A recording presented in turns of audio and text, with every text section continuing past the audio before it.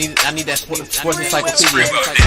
Where you at, Steve Kim? Got Trent in the cut. Yeah. Where you at, man? In the gym shooting, I'm Durant. You ain't shooting John Moran. Darnell is the Ball State legend. I'm the Warren Central High School legend. I'm proving with a reliable source, straight from the mouth of the horse. Smitty and JB and Smitty from West Coast to Yost. I love talking ball. It's nice to connect with guys that are like-minded and just are real and genuine. Better stay in your lane. Hop into you are fucking insane. Dude, what? You just will not give this guy his flowers. What is wrong with you? Oh, you must have thought I was a bitch. I am him. Use not it. What's the topic? With your logic when I flow. Big Komodo, how it's talking. Got to get back to letting the baby cry a little bit to see if they can soothe themselves. That's a bar. Issues get pressed so past it don't get sacked like bags and baggage. Smitty and Jason Brown killed it, yeah, it's a rap. We what the game's been missing, we switched it and filled the gap. I identified him after his third fight and I said that guy should be a star. I'm so proud of the show, bro. The gap, Smitty and Jason Brown. Coach JB show.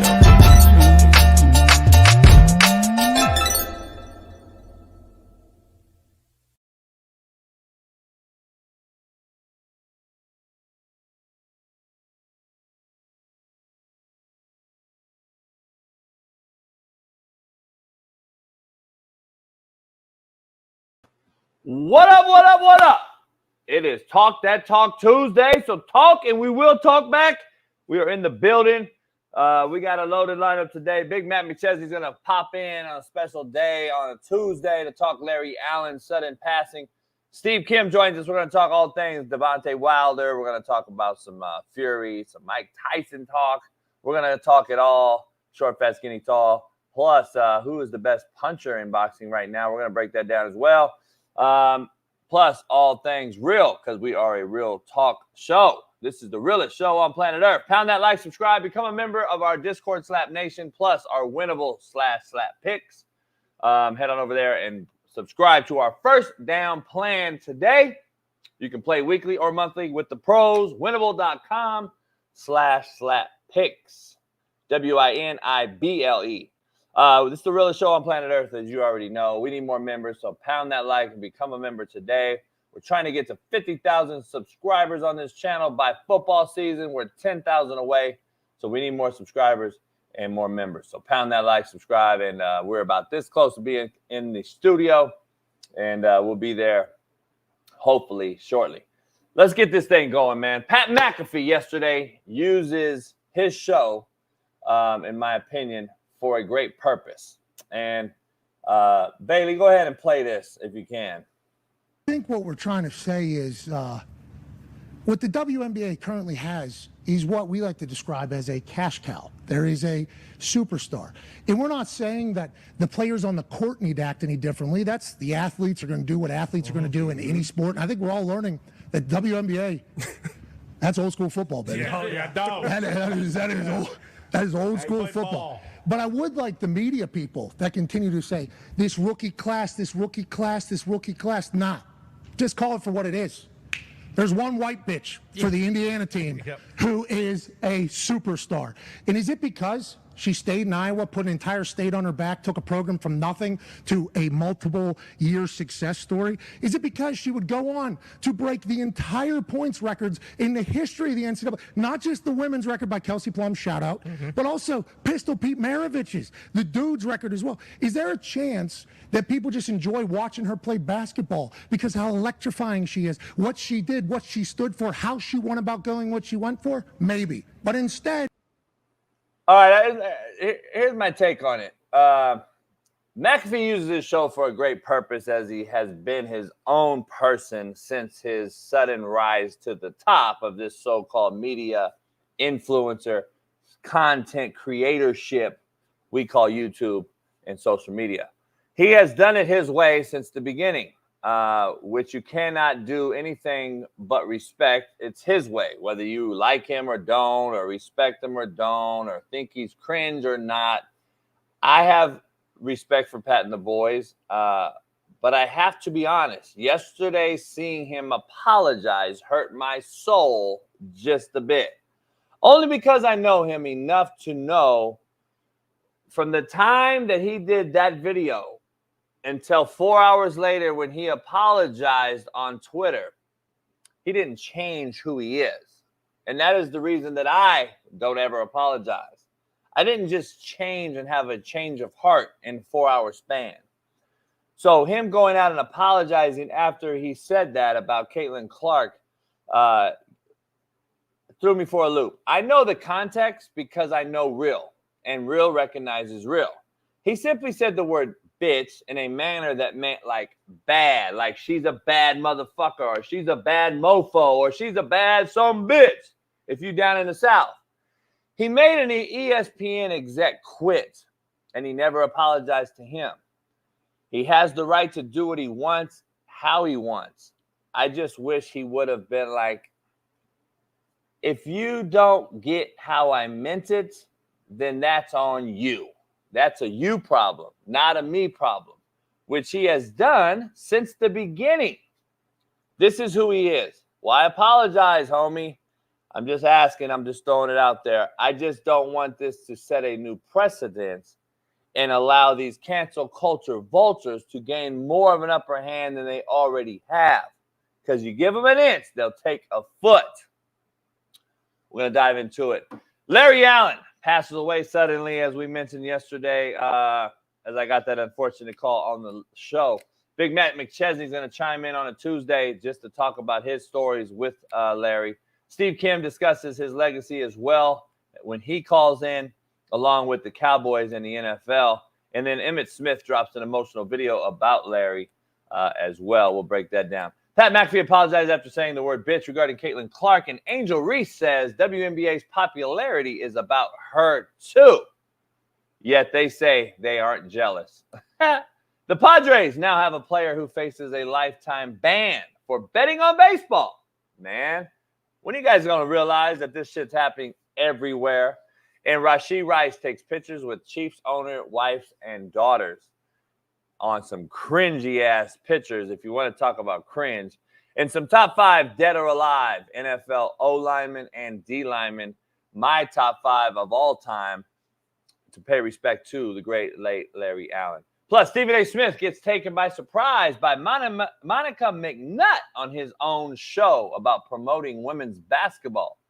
I actually defend Stephen A. here, believe it or not, but we will dive into that later on in the show.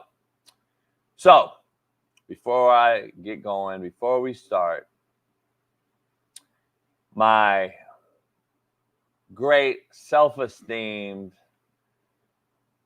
colleague, co-host, 317 Far East Side, Naptown's finest, LeBron hairline having, AR5 defending, Lamar Jackson loving, Caitlin Clark,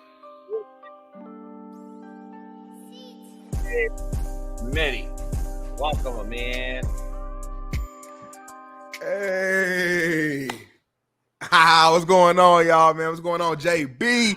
The chat, we live here on a Tuesday, man. Talk That Talk Tuesday. And I wouldn't want to be any other place than where I'm at right now, man. We got to load the show, JB. How you feeling?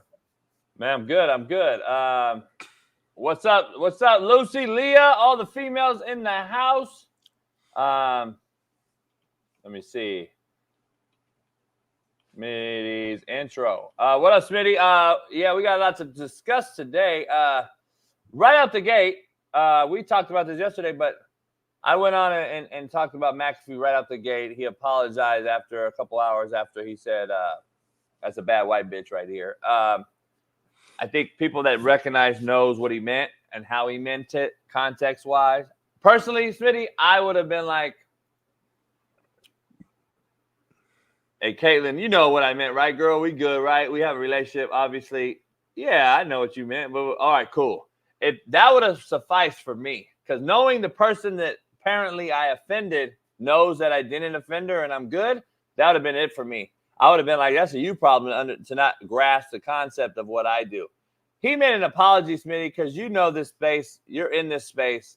He is in a space of contrite because the commercialized manner that he works in that demands sponsorships and corporate media sponsorships and etc., he probably had some heat come down on him regardless of that. Is that fair? Is that what you think happened here? Or do you think he just did it because he's in Indianapolis? Because he's not from Indianapolis, contrary to belief, but he has his grounds there. He played there, and he has set his home there and became a huge media icon there. But he's not from there. It's kind of like Magic in LA in a sense. And now he's not Magic, but I'm saying in the sense that like that became their home, that became their stomping ground. I think there's truth to both. I think, yeah, he definitely heard something from the higher ups for 100%. But at the same time, I've said it before. To me, McAfee has a ton of leverage. You talked about during your intro how he got an exec to get fired or step down, whatever you want to call it, and didn't apologize for that. Because the McAfee show is so big, he doesn't necessarily even need ESPN. We talked about before, and he can still be huge. So I think he heard something from the higher ups, but I think in reality, he did this out of respect for Caitlin Clark and the fact that he's in Indianapolis. Again, that's his biggest market. It's not his hometown, but that's his biggest market. That's kind of what he represents. That's his stomping ground, and he actually respects and is a huge fan and supporter of Caitlin Clark. So to me, yeah, his intentions were pure. His intentions were positive. But when you say something public that could be offensive, your apology or your response or whatever word you want to use needs to also be public. You can't make a public statement calling me a white or using the reference white bitch publicly where millions of people have seen and saw it, and then just send me a text privately and then just move on. In my opinion, to me, whatever the initial move was, if it was public, then the response needs to be public. So that's number one. Number two, just because your intentions are pure about something doesn't mean that someone doesn't get offended. And I think it's disingenuous to go to someone and say, "Oh, you know what I meant. That's on you." Like what? Like, so basically you're saying if Caitlin felt a certain way about it, her feelings are just invalid. They're just like, fuck how you feel. You know what I meant. And stand on that. And that's what it is. How many times it's like, nah, like your intentions can be pure, but I could also feel a certain type of way at the same time. You know how many women in that league has called that girl white bitch? Yeah, I'm sure she don't like it. Let's keep it real. And girls call each other that all the time. Let's just be real. Yeah, but you know what's different as men. We talk about it on this show. Yeah. The term has gotten thrown out, but for the most, me and you agree that we don't call women bitches. You got it. If you can't see through the context in which McAfee was using, then you're just a blinded fucking cancel culture vulture seeking motherfucker. I just want to be real. 100% not be canceled for this at all. I'm a fan of McAfee, but at the same time, though, he works at ESPN. Like, it's common sense. At some point, I can't go to Fox and go say, when I was on TV, I knew I couldn't say bitch or fuck, or there's certain things you just can't say. That's not the case for him. That's not the case for him. He's an outlier. You said it yourself. This guy's an outlier. There's a reason there's an hour delay in his show. He still cusses on the show. It's still on ESPN. This makes zero sense. Hold on, time out. Leave it right there. I shouldn't have used white bitch. Homie, he is trolling you all. Don't get it twisted. I know the cat enough.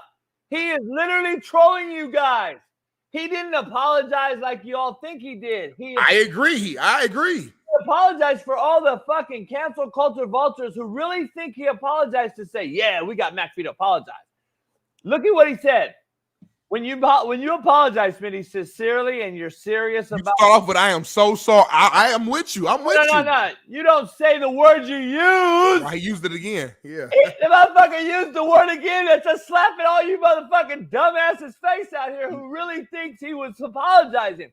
He said white bitch as a descriptor. He said it because he knows how he meant it, and everybody out there knows what he meant. Right. And that's why he used it again. And then if you go down on the apology letter, he said, like, by the way, I meant everything I said, and it's still fact. Stop right there. Which is why when we were talking offline yesterday, I'm like, I don't get why you, and even what you said at the beginning of the show, I'm like, why have you lost points or whatever term you use at the beginning of this show?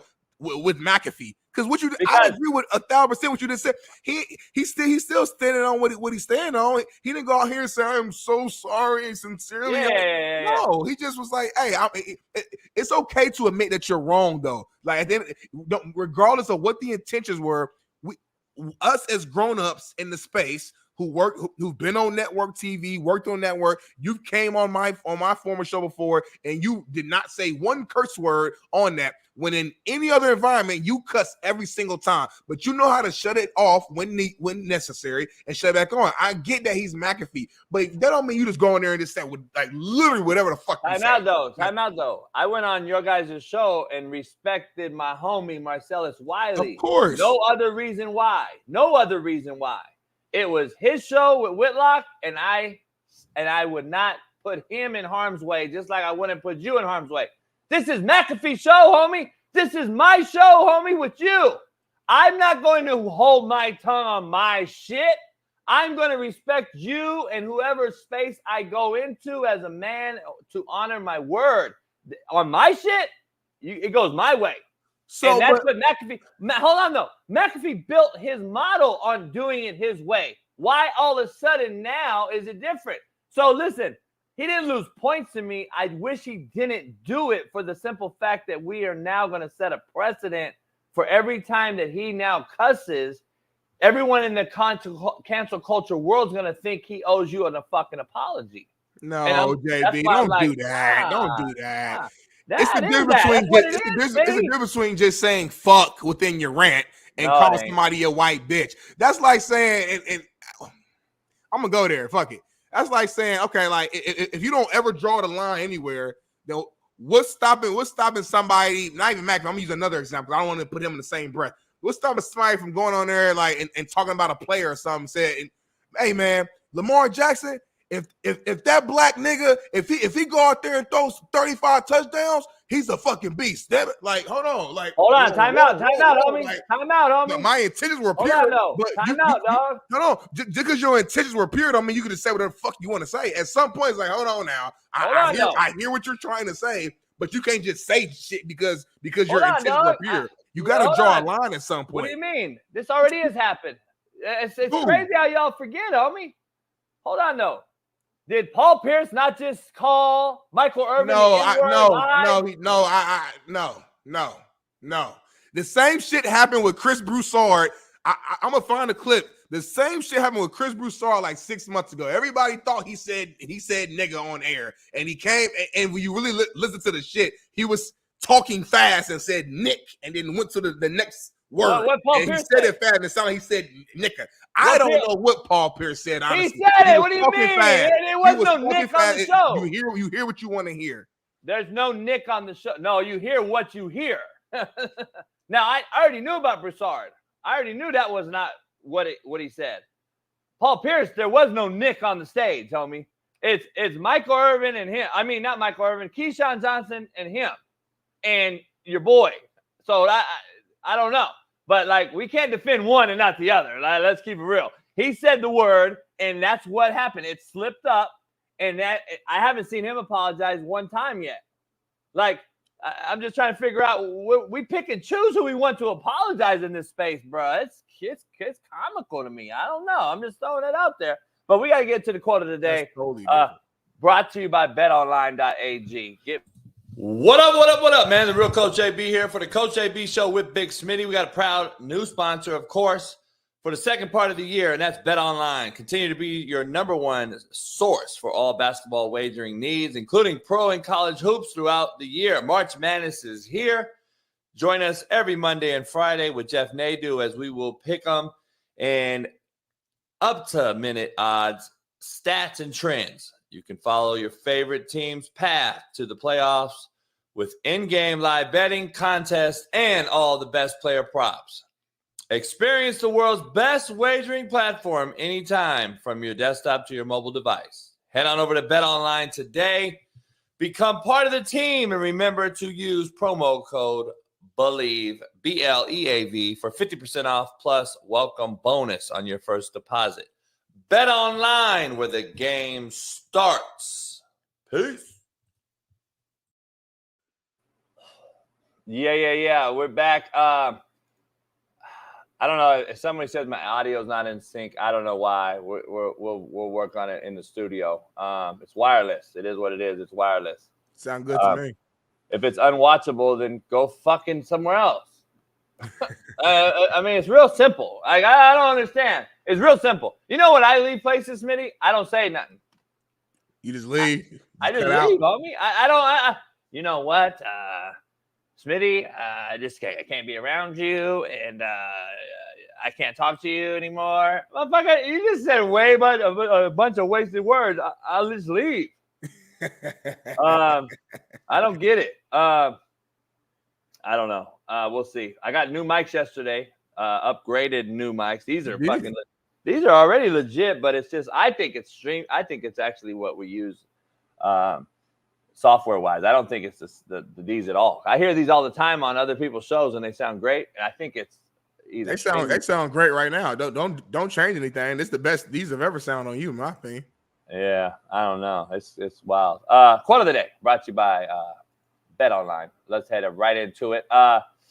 The foolish man seeks happiness in the distance. The wise grows it under his feet.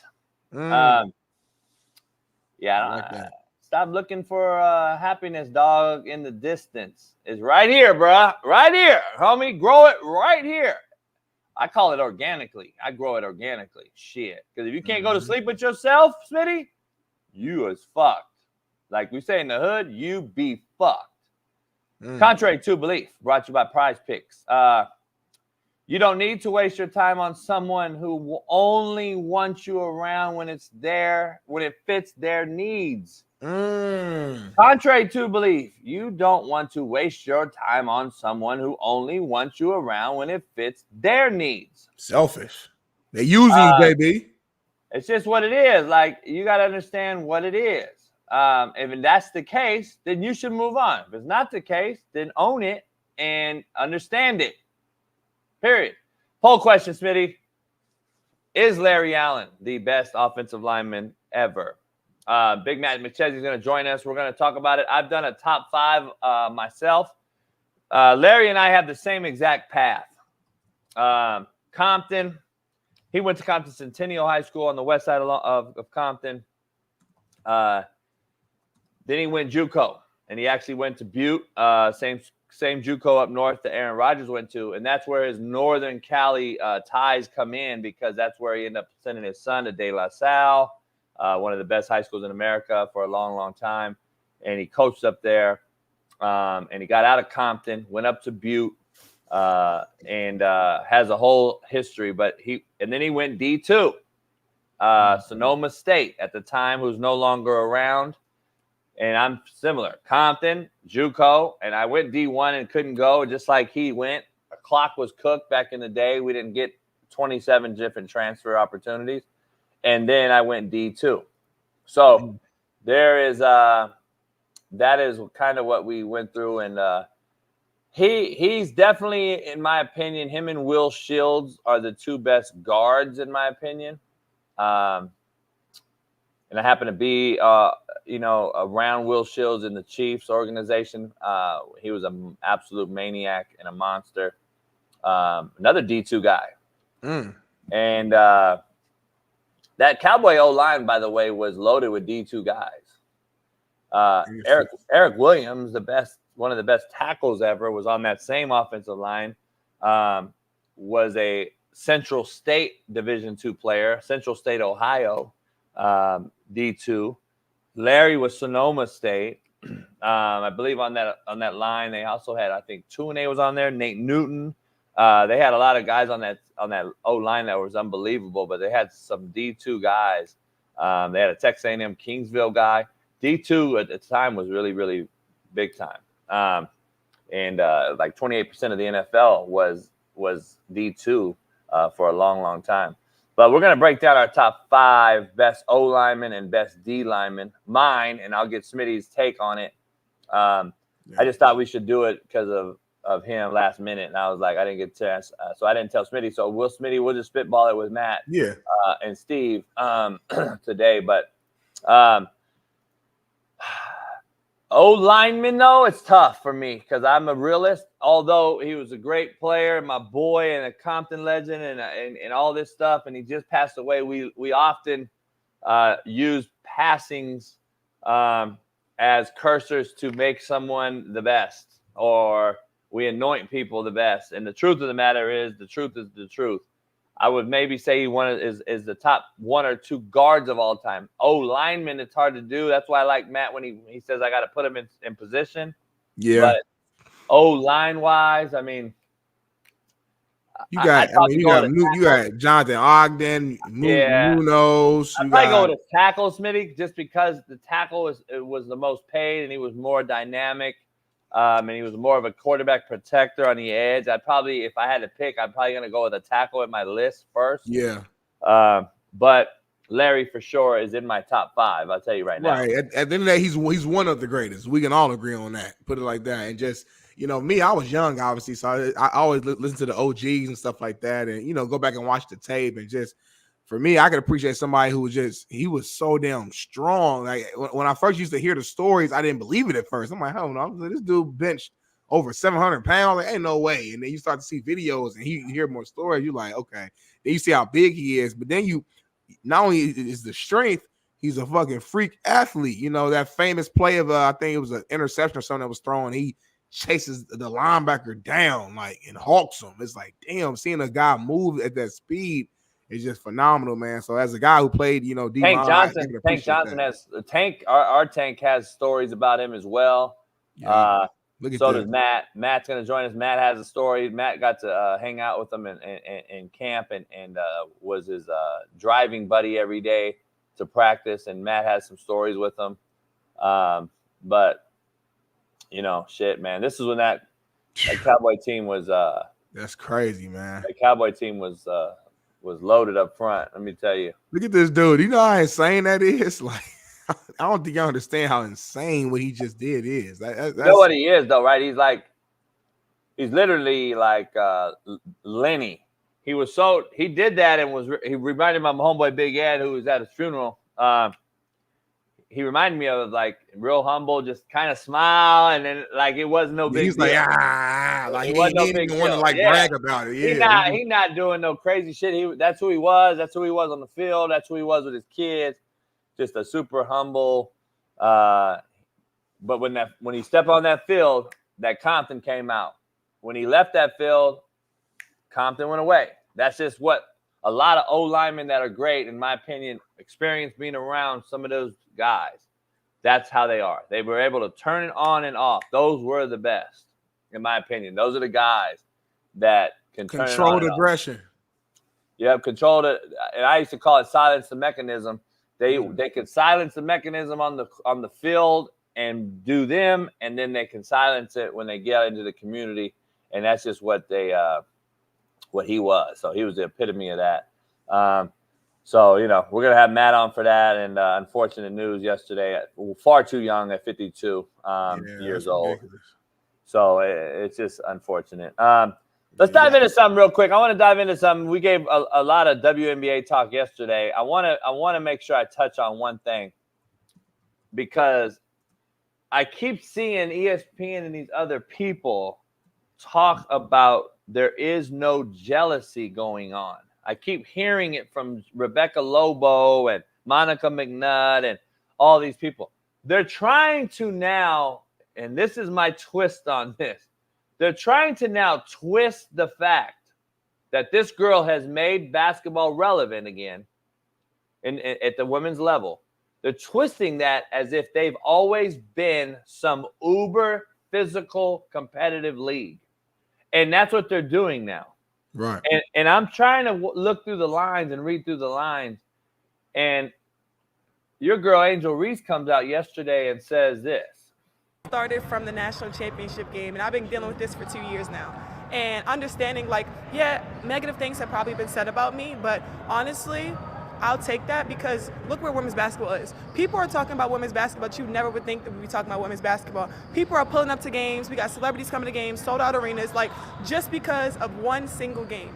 And just looking at that, like, I'll take that role. I'll take the bad guy role, and I'll continue to take that on and be that for my teammates. And if I want to be that, and I know I'll go down in history, I'll look back in 20 years and be like, yeah, the reason why we watching women's basketball is not just because of one person. It's because of me, too, and I want y'all to realize that. Look, if it's not jealousy, Smitty, then you don't need to go out your way to let everyone know it's about you, too. That's a pure, like, come on, let's keep it funky. Right. Like, come on, dog. Y'all are going out of your way to like make comments and tweet and like, dog, keep it real. Because like, she not wrong. Like she definitely plays a role in. But she not the role. But you don't even need to say that though. Like you she don't not even the role. That. Yeah, she not the role. Right. She Destiny Child, homie. I'm just being real. Like you're the backup singer. Like let's keep it funky. You're on the stage. She ain't Beyonce. You're on the stage, but you know damn well you're the backup singer. But in her defense, she was needed though to make the group, if that makes sense. So we're using the Destiny's Child example. You need Kelly Rowland now. Kelly Rowland's now she's legit. You need Kelly to make Destiny's Child. But there's only one Beyonce. And that's what it comes down to. So I'm with you. I'm with you on that. But listen, I'm with you, Jay. We actually agree on this. Don't like gaslight us. Don't make us feel like we're the crazy, insane people for calling out some jealousy. We're not saying every woman is jealous and no, I'm not. Nothing is all, you know what I'm saying? But everything is something. And we've seen enough signs to prove and show that there is some jealousy going on out there. I even saw, and we're going to talk about this a little later, but I saw Monica McNutt. She came on like Nightcap later on to kind of further talk about her earlier point on ESPN. And she kind of basically admitted, she was like, do I think there's some jealousy? She's like, hell yeah, I'm sure it is. She's like, if someone comes into the league and get a $20 million shoe deal before playing a single game, then hell yeah, there'll probably be some jealousy. So like, let's just call it what it is. I think people are looking at Caitlin Clark, what she did in college. They're like, listen, hell of a college player, but she ain't did shit in our league yet. And y'all are out here praising her as if she's already the GOAT. She's getting all this attention. Every question's about her. Even when they lose, you see the WNBA making some sort of positive post about Caitlin, or everything's about Caitlin right now within these first 10 games. And I think some of the OGs who've been in the league hooping for a while, they looking at it like, come on, like we like her, she cool, but like y'all gotta slow down a little bit. I've been doing this. Double. It's almost double in attendance to a Caitlin Clark game versus an Angel Reese game. Literally. It's almost double to go see Caitlin Clark versus Angel Reese. There's a reason she's coming out and having to say this, because she is treading water. Angel Reese and all these other side bitches are treading water. They're treading water. And listen, I'm using the term side bitch like McAfee used white bitch. Let's keep it funky. I'm using the word side bitches because I hope you apologize later on today after the show. Hey, Smitty, we literally, men and women call bitches or women side bitches and side dick all day long in regular life, and I don't see nobody apologizing. I'm going to be honest.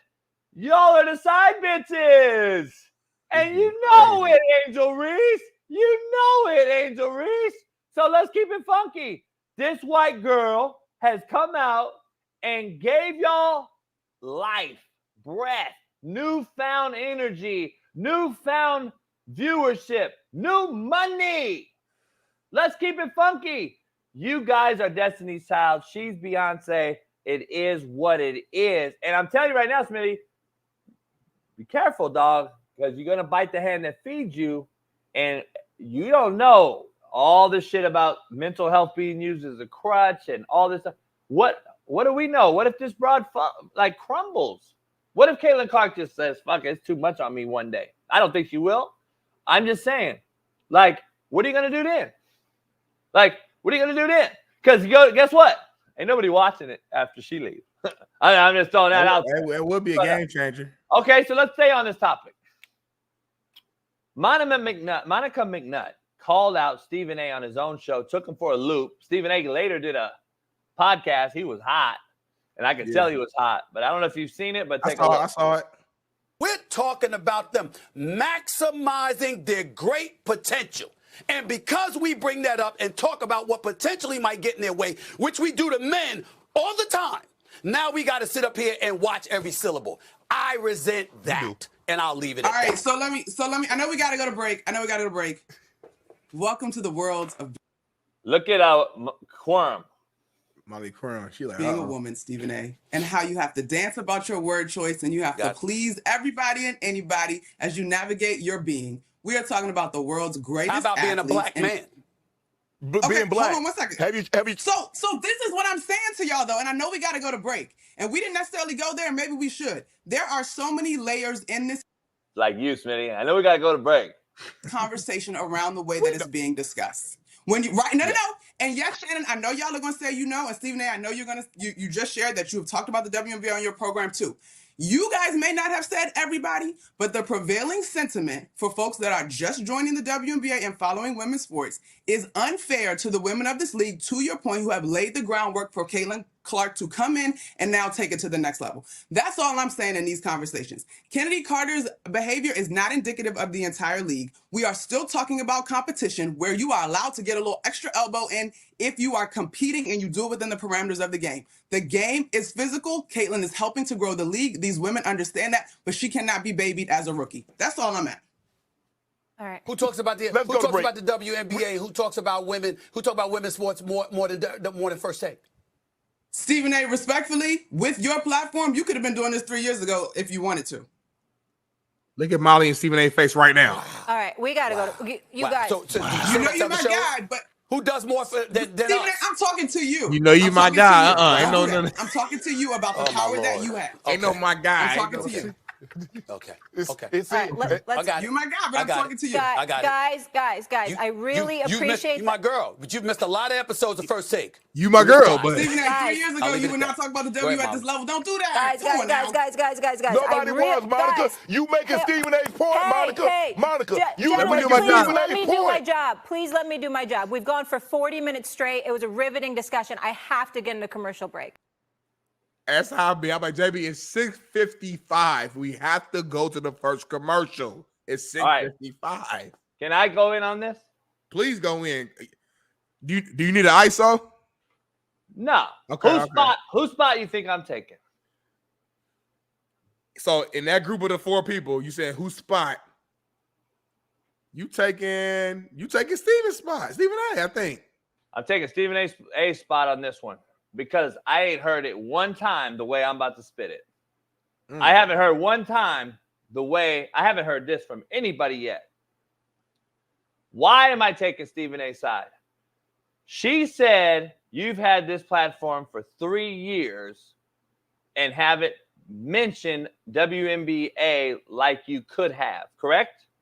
Basically saying that you could have mentioned it more. Yep. Monica McNutt. Contrary to your belief, the fucking WNBA hasn't been worth talking about for 3 years. Stephen A hasn't been able to talk about it because there's nothing to talk about. The biggest news y'all have had in the WNBA is fucking Brittany Griner being traded for a drug lord. Keep it funky. Y'all ain't had nothing to talk about. Monica McNutt, whatever the fuck your name is. You guys have had a bunch of side bitches. Ain't been nobody to talk about. Ain't been nobody to talk about Smitty. Stephen A don't need to talk about the WNBA. It ain't been nothing to talk about.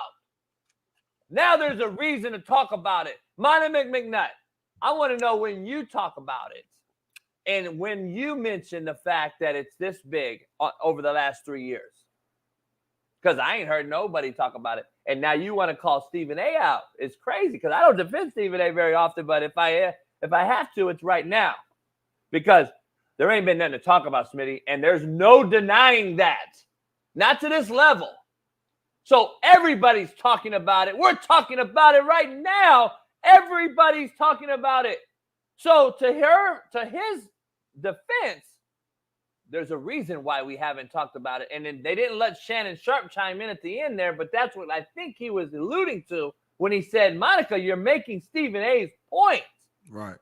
And they cut it off because Monica Quorum or whatever. Molly Quorum. Jalen Rose's side bitch. all that shit had to happen. You know what I'm saying? So that's what I'm saying, dog. I think I'm more on Stephen A's side here as well, because like there has to be a story or some type of narrative or energy around a sport in order for you to talk about it. I mean, there's certain sports that our networks never talk about because there's just not the buzz or attention around it when it comes to here in the States. Whether it's, we don't talk about soccer on our shows, and soccer's huge, but not over here. It ain't. There's certain. That's just one example. So at the end of the day, it's entertainment, and ratings matter. And the WNBA over the previous years prior to this season, the majority of people, unfortunately, did not care too much, even the women included. As we've talked about before, there's more men on average going to these games supporting WNBA prior to this season than women were. So, like, again, there has to be some type of energy behind something before someone's going to talk about it on their nationally televised show. And to Stephen A's defense, it's kind of like, damn, sure, I could talk about the sport more. You could technically say that about anything. I could talk about anything more, but it's almost like a trying to use the right phrase here. It's almost like when you're the one family member from your family to make it out the hood and make money and stuff like that, and you start to give money back to the family members and stuff like that, and then the one time you say no to that family member, now Darnell, he don't look out for us. He don't give a fuck about us. He ain't never did nothing for the family. He switched up. I compare it to that because it's like, damned if you do, damned if you don't. It's like I talk about the damn sport more than anybody else, but you still say it ain't enough. When I'm the actual quote unquote king, so to speak, I'm at the top when you compare it to other shows in terms of the amount that we discuss it, and you still coming at me. How dare you come at me when I talk about it more than anybody else, saying I should talk about it more? Well, the whole show can't be about the WNBA because the ratings will plummet. And that's just what it is. We want to hear NFL and NBA. Hey, the bottom line is, though, if there has to be a story for you to cover. Right. So Stephen A ain't covering a non-story. Which she knows, because she's I think she's good on TV, and she actually knows what she knows. She works in the industry. She knows what it is. Like, come on, Monica. Come on. She got ass. I ain't never seen her before in person.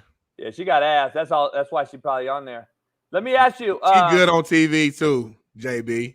She's not really good. That's a sister right there. You ain't gonna do it to no sister now. That's a sister.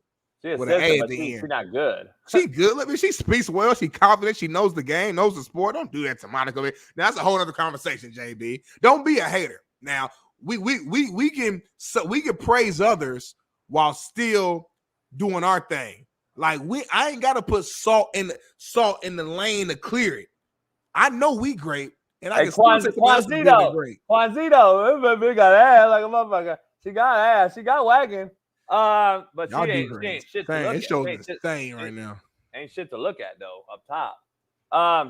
She probably said the same thing about you, JB. Contrary to belief. And that's fine. She probably look at your face and be like, "It ain't too much to look at up top." I own it. And she might look at your body and say, "It ain't too much to look below." Yeah, not till I pull that thing out. Hey, I wanted to show you something. Pause. That was a crazy transition. Cookie Monster Freak Shakes. Okay. Smash or pass? Smash or pass? Smash all day. It's the Cookie Monster. I can see the chocolate chips in there. There's Oreos in there. That blue is just for color. That's really chocolate. You got the half and half Oreo with the whipped cream. I can do without the eyes, but the eyes are edibles. It's just candy. That motherfucker sure looked the part. I tell you. You know what I mean? It looked the part. It looked the part. But what? Is there a butt coming up? I can't do it. I'm on this lean and mean and this green right now. I can't do it, but it looked the part. I saw it and I was like, I know Smitty would smash that. I would tear that up. I've been eating ice cream all weekend. I went to I told you I went to Salt and Straw twice, back to back. I had the cinnamon snickerdoodle up top with the you'll eat anything. The chocolate brownie, whatever at the bottom, and then when it melts together, it creates a flavor you ain't never had in your life. You eat anything. I'm convinced. I eat good. Last night I went to Culver City and got some honey kettle. Super expensive, but it was fire. Fire. I got the special sauce right here still on the table. This cat go to straight like commercial spots. Yeah, some commercial spots are. I don't, Jimmy, you act like you go to the hood every damn day. I'm gonna call your ass out here in a minute. You live in the fucking boonies, so I'm really out here in the field. I gotta go through the hood to get to my spot. I'm in the field right now. Your ass live in magical land. I came to first time with the JB house show. I saw reindeer on my life. I saw reindeer on the way to his house. You saw a donkey. I saw reindeer on the way to his fucking house. Rudolph and them on the side of the street. Hey, by the way, Eddie did send me that. I sent that to you guys. That Nutter Butter pound cake. God damn. That shit was fire looking too. I can't do it though. I can't do it. I just can't do it. I can't do sweet no more, Smitty. When you get older, sweet it gives you like headache. When you get older, I can't do sweet drinks. That's why I do a lot of tequila straight, whiskey straight. I don't do a lot. I know you like, I just gotta drink it. You'll change when you get older though. At what age did you see the shift? I used to take shit neat early on when I was like in the league or overseas. That's the problem. No, but it wasn't early. Like I hit it probably like 30, you know what I'm saying? 29, 30. But I wasn't consistent. I'd still have my mixed drinks. You know what I mean? I'd have my whiskey cokes. I was a whiskey coke guy forever. Like Maker's Mark and Coke was my thing until I made my own whiskey. Slapdick, of course, which is much better than Maker's. But, you know, it is what it is. Hey, I'm in a new discussion with a new cigar deal. Stay tuned. Leah's my type of girl. Whiskey, cigar? Leah? What you mean by that, your type of girl? What you mean by that exactly? I mean, you don't find that too often. A girl to sit there and smoke a stick, drink some yak. Leah, look at this lounge I'm in right here. You know what I mean? What you doing right now, JB? I'm not doing nothing, Smitty. I'm not doing nothing. I'm just asking what you're doing live on the show right now to Leah. I'm just asking what you're doing. I'm not doing that. What are you talking about? I'm just saying, I ain't talking about that. I'm talking about what I'm talking about. You shoky. Look at my cigar lounge. Look at my house. I got a new cigar. I got a new cigar line. I'm in discussions right now. I got a whiskey. Leah, my type of woman. I'm just saying what you're talking about. Shout out to Eddie, man. Appreciate Eddie sending the big money. Look at Leah. It's a vibe. How you know it's a vibe, Leah? Eddie, stop sending some red super sticker that you think is big time. It's 99 cents at the end of the day, homie. I can't even go to fucking Louis Burgers, homie. Keep sending that 99 cents. It adds up. We need every cent right now. Appreciate all the money, all donations, y'all. Super chat. We this close to being live in studio, so I can really like put hands on JB if necessary. Like that's gonna change the entire game once we get here. I can't wait to show y'all the full studio. I gave y'all a little teaser the other day, but when you see the full studio, man, it's gonna be phenomenal. We trying to get Bailey to move out here, live out here at the studio. I don't know if he's gonna do it or not, but it's gonna be it's a vibe, y'all. Bailey's not ready. Bailey not ready. Bailey not hungry like that. He ain't hungry like that. He's scared. Bailey just want to go through the motions and chill, and you know what I mean. I'd have been out of there. 21 years old, I'm gone. I'm there. What are you? Hell yeah, I'm there. Bailey, everything you need. He ain't got to pay no rent. Bailey in the AC and fucking Knoxville, sitting there with a bunch of like rednecks. He likes that shit, dog. Bailey likes that shit. He gets to go to like fucking West Virginia and hunt and shit. He kicks it with Ron. Bailey kicks it with Ron. It's crazy because Bailey technically Bailey black, but I think he kind of hangs with more of the white side, which is cool. Ain't nothing wrong with that. He hang with more of the white side family. So what's going on, Bailey? I'll be out there soon. That's all I got to say. I will be out there soon. They just want me to live out of the studio. We would have leases to break. It's all about the money. It's super comfortable. It's a couch. It's a bed. It's chair. It's AC. It's a bathroom. It's a 90-inch. It's really nice. It's really, really nice. I think it'll be really, really great once we do the show there. But living out of there, that's a whole different story. But yeah. Shout out to Bailey, man. Shout out to Bailey. All right, you ready to do this? Let's do it right now.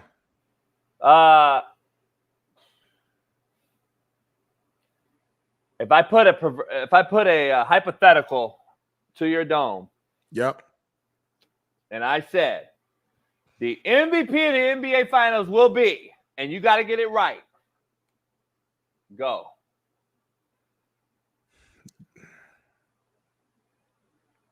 Woo! A lot of pressure. Hold on. I'm trying to get in my zone. I'm trying to imagine. I'm trying to picture my NBA Finals. Boom. Boom. It's only one or two guys. Boom. All right, Nah, so there's really 4 options. I'm gonna go with I'm gonna talk through it while you think. Okay. It's going to be one of the stars for one of the winning team. It's either Luka or it's Tatum. Here's the reason it's not Kyrie. And this is why I want to. It's not Kyrie. Derek White's not star-studded enough to get it. Oh, that ain't even a conversation. Jaylen Brown would have to go bananas. It could be him. It could be him. I don't think it will be. Here's the reason why it won't be Kyrie. And I want to process of elimination. I want to eliminate Kyrie. Number one, because he will have too many wing defenders thrown at him. And he is going to be a dish penetrator only and dish it out to Luka, which Luka, if he catches fire, which he's hit a 3 in 7 consecutive games, which I believe the over that he'll hit at least 3 threes every game is plus 225. I might bet that.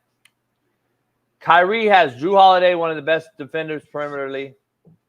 Jaylen Brown, White, another good defender. Remember, Boston, I believe, has the best defense in basketball. Mm-hmm. There's too many wing defenders to throw at Kyrie. I think Kyrie is going to not – I don't know about the word struggle, but I think he's going to take a backseat and he'll be the distributor and play the role that he has to play to win another title. He's been there. What is this, his 4th finals appearance? He'll help Luka. Yeah. He'll help Luka understand what the finals is like. So I don't believe he's going to get it. I believe he's going to let the star be the star, the superstar, the true superstar, and that'll be Luka. I think Luka wins it, and that means they're probably going to win it because I don't think he can win it if they lose it. Yeah, that ain't happening like Bill Russell or something like that, or whoever wins it. Go ahead. I think Jason Tatum's going to win the Finals MVP because I'm going to stick to my guns on my earlier prediction and go with the Celtics to win it all. Although I'm rooting for the Mavs because as a Lakers fan, we don't really rock with Boston, and I'm a big fan of. Not that I dislike Jaylen Brown or Tatum, I mess with them too, but I'm really a fan of Luka and Kyrie, and I would love to see Kyrie get a ring without being attached to LeBron, and would love for Luka to get his first ring. I just think that using your phrase, it's time to shit or get off the pot if you're Boston Celtics, and if they're ever going to win it, I just think this is the year, and I think they know that, they feel that, they actually have the experience now. In comparison to who they're playing against, there's no LeBron on the other side. There's no Kevin Durant and Steph Curry on the other side. There's no they are the big dogs in this series. They are the favorites. I just think that Boston will win. It's probably in 7-game series, and Tatum will get the MVP. I don't think they're gonna give Jaylen Brown. They gave Jaylen Brown Eastern Conference player. Eastern Conference Finals player of the series. I don't think they're gonna give him that and Finals MVP unless Tatum just plays bad. Who would you? This is why it's a dog eat dog world. I think the time's ticking on both of these stars. Who? I call Luka and Tatum. Luka, really interesting. They're both what? What are they? What's Tatum? 27. Luka's 25.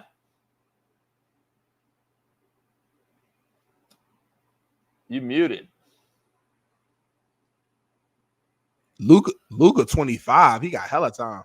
So he don't have hella time. That's the thing, dog. 25, bro. He got it don't matter. He got at least 10 more years at least. Think about it. Playing years don't mean anything. He got 5 more years in his prime at least. Okay, but I'm talking about opportunities at this stage. They're not going to go back every year in this landscape, dog. It's too hard to go back to the finals. This is Luka and Tatum both have to win. I don't believe they get too many more about these opportunities. So that's why I say it's a dog eat dog world, because we already talk about Tatum has been here and has lost and has played kind of mid in these big time games. And that's his knock right now. Luka has gotten better each year and has been close, and now he's in it. It's going to be hard. Man, whoever wins it is going to be – they're going to earn it in this one. But at the same time, one of these motherfuckers is going to feel the pressure that whoever don't win it. Do you think whoever don't win it, are you saying you don't believe they're going to make it back ever again? Dirk won his first ring with the Mavs at age 32. I don't mean ever again. I don't know about ever again, but I'm just saying the time is tight, man. This time is tight in this league. You remember this team is going through the West. Yeah, there's no guarantees. You're right. OKC's over there. They're going to get better. The West is going to get better. We're going to be better. You're right. The West is even going to get better because now the West, the number 1 seed Thunder, who loses to Dallas, they see what they got to do. They have a shit ton of cap space. They're going to go maybe get another star or some type of legitimate. They don't even need none. No, they get more experience. Yeah, they got beat inside this. Need some size. Yeah, I get that. So they'll go get some size. I think Dallas is more battle tested coming out of the West than Boston is out of the East. I think Boston lost 2 games. I think Boston got through a mediocre East, to say the least. And Dallas got through some dogs. But just because you dominated, I don't know if that means like we should look at you. I mean, the Lakers, they went undefeated that 1 year going to the finals, then lose their first game until they played Philly, and then they won the rest. Like just because I cruise through don't mean I'm less battle tested. Like this Boston core has been through a lot together. They lost finals, they lost Eastern Conference finals, they lost the core of this group is experienced and it's a veteran group. So all this battle tested this year. They good. Like Drew Holiday's a vet. He has a ring. Jaylen Brown, Tatum, they lost together. Derrick White, they lost together. Al Horford's a vet. Like, they got vets over there. So this whole battle-tested narrative, I think that's overplayed right now, man, because it'd be different if it was like a young team. Like, nah, these are vets right here. They've been through the ringer, in my opinion. We'll see. I think whoever don't win it is going to face a lot of heat. I'm just telling you right now. I think if Boston lose, they face heat, but they are the favorites. Like, people are expecting Boston to win. They've been the best team all year long by far. Nobody but me expected the Mavs to be here. Let's keep it all the way funky. Ain't nobody on TV. You can't find one show that said the Dallas Mavericks would be in the final. This is the only show that you heard that take. So, okay, nobody say so. To me, the pressure ain't on Dallas. To me, it's on the Celtics 100% because nobody expected the Mavs to be here. Again, that's my point. If Tatum don't win this one, and this is why, this is the reason why I don't have him in my top 5, and I don't have him as a superstar. I just don't. He has to show me this series that he's the guy, like clear. Because if you look at all the GOATs, from Kobe to Magic to Kareem to Shaq to all these teams, the superstar was the MVP, and the superstar showed you that he was the superstar. Yeah. And that's got to happen to this series too. And is it going to be Luka or Tatum? Whoever outplays each other is going to be the star. And that is, it's a dog-eat-dog world, dog. Let's take a break, and we'll be back in 5 minutes or less with Big Matt McChesney. Bailey, does he have the link? We'll be back with Matt to talk Larry Allen and what he meant to the league, and we'll talk our top 5 O-line, D-line, and then and plus so much more. Steve Kim joins us later on in the show with some boxing talk and you know, all things real. We'll see you in 4.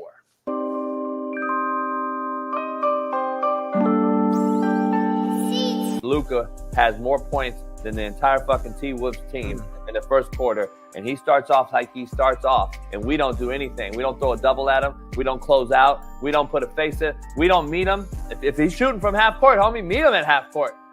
Why are we sagging in the This guy's 4 fucking threes in the first 3 minutes, and we aren't even addressing him at the top of the line. He hits a 5th one. JB, there's nothing you can do to stop him at that point, JB. You guard him up. You guard him up close. He blows past you. You step. He don't blow past nobody. Man, he don't blow past nobody. Come on, you act like this motherfucker's Jordan.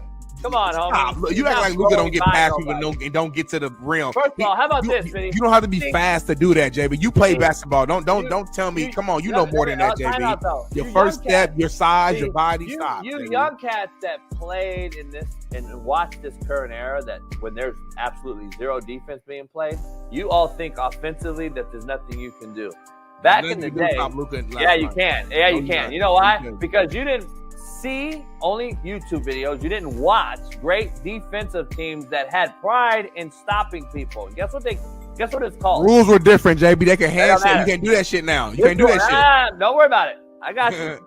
This rule hasn't changed, and it's called denial of the basketball by great effort on defense. I am going to deny the basketball from Luka Doncic when he's hit 3 threes in the first 2 minutes and 4 threes in the first 4 minutes. I'm going to deny him the ball. That is what Kobe would have did, Rodman would have did, Pippen would have did, Rip Hamilton would have did, Rasheed Wallace would have did, fucking you name it. Ron Artest would have did. So that was the answer last night. So if they denied Luka last night, the game changes. Fuck, don't you think it does? You don't think so? You don't think it would have changed? They got fucking prime time out there. You think they locking him up to the point where he just can't get the ball? No, but I'm saying, how about we try to deny him the basketball? Did you see any effort at all on defending Luka with a denial mindset? How about we deny one of these two motherfuckers? But guess what we did? Guess what we did? We worried about Lively and fucking the other Gafford. Instead, Kyrie goes for 36. Luka goes for fucking, what did he go 36. They both had 36. 36 and 36. It just, listen, you got two superstar players, man. That's what's gonna happen. They both had bad games last game. I knew it was gonna go off. I don't understand Freddie Mac and you guys that say he's still gonna get the ball. He is. Okay, still getting the ball when the ball's inbounded to me like this, and I have to now work on trying to get and create a shot. And get off me, step back. That's Luka's specialty. Okay, versus getting the ball with no friction and I just boom.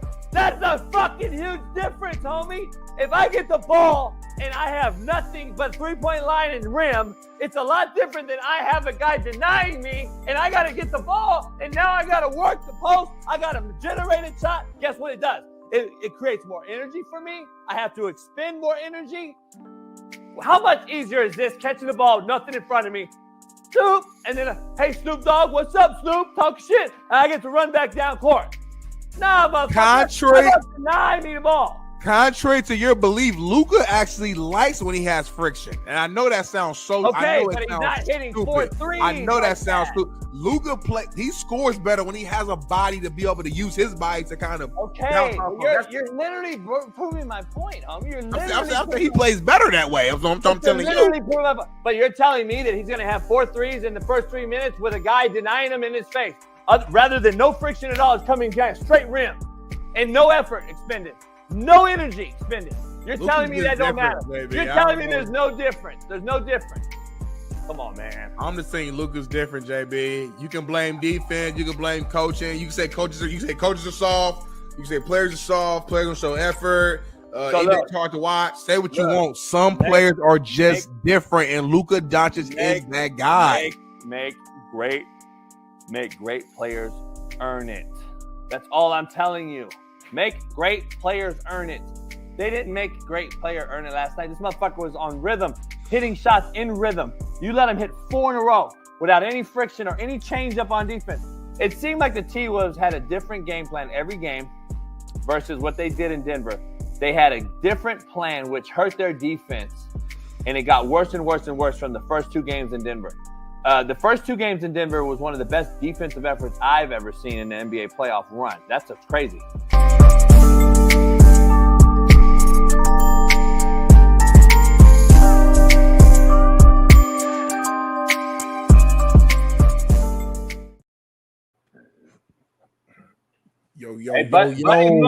Who are you talking about staying in your lane?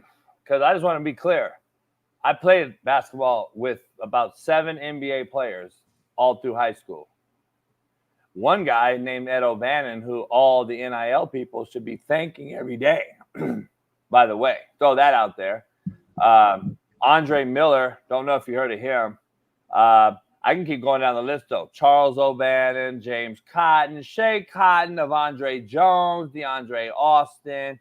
And then after me came Capono and James Harden. So I did go to a high school. By the way, and we had to play Tyson Chandler and Kenny Bruner and all those guys, Brandon Jennings. And then I had to guard. Let's just be clear. You want to know who I had to guard? We'll bring Matt in real quick. Before I bring Matt in.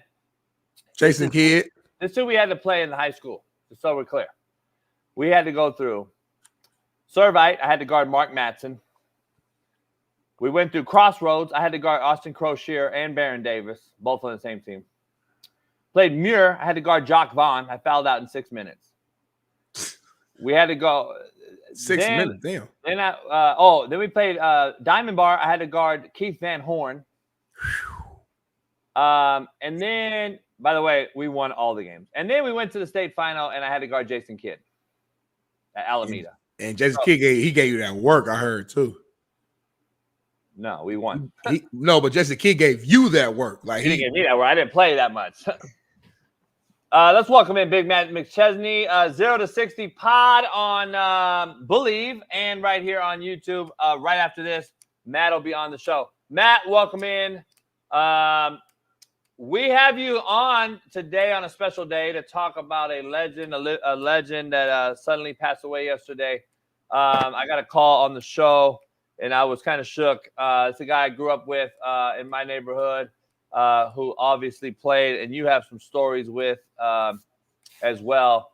But it's a sad day in the NFL world. It's a sad day in football world. This guy is a legend, and we're gonna break down a top 5 list. Where are you at with him, and what's your takeaway? Man, it's heartbreaking. Especially, at 52 years old, he's a big dude, and I guarantee that your pension and life expectancy are matched up in the NFL. And every time this happens to a big guy, or any player really, but big guys especially, it always takes me back to that 55 number, the double nickel. And you can't pull your pension out until 55, but life expectancy for O&D linemen is 55. Damn. I understand it's on everybody to take care of themselves, but I played at about 300, 310 as a nose tackle 3 technique. I played at about 330, 340 as a guard center. And I own a gym, and I'm super active. I don't drink. I really try and take care of myself. And I can't get under 300 pounds to save my fucking life. I can't run. I have to walk sideways up and down the stairs. I can't bend over. My fucking 5-level fusion in my back's all fucked up. I can't lift my arm above my shoulder. So it's hard to lose the weight when you carried it for as long as a lot of us did. Some guys just evaporate. Like Alan Faneca, my boy Alan, evaporated. But some guys, it's really hard to lose the weight. And I guarantee you that's the precursor of what happened to Big Larry. So I understand it's not on the NFL. It's not on your past employer to try and fix this, but it is an issue. And it's something that's happened so many times. It's kind of disgusting. And I'm just saying this, but I busted my ass to get my pension and my body. And there's nothing more worthless than this. This NFL pension. If I'm not going to see 55, what's the fucking point? Why did I bust my ass to get the pension? And they try to fucking keep it from us. Oh, bro, and then the other part is I'm in the middle. So I had a benefit that ran out, of course, because they only extend you for so long. But now I'm in the process of trying to get my total and permanent neurocog benefit that I busted my ass for, that I guarantee you I could get. But the NFL makes it so goddamn difficult to get. You have to get fucking lawyers involved, and the lawyers it's not a good idea. You don't want to get lawyers involved if you don't have to. You have to get lawyers involved and fight them for the own benefit that you've got. And a lot of guys just don't give a fuck and don't do it because they don't want to fight anymore. And I'm not saying this is what happened to Larry, but look, man, I guarantee you his body hurt. I guarantee you it was hard for him to fucking lose the weight. I mean, he passed away with his family on vacation in Mexico. It's just, it reminds me of Chester McLaughlin dying at the dinner table in front of his family at 350 pounds.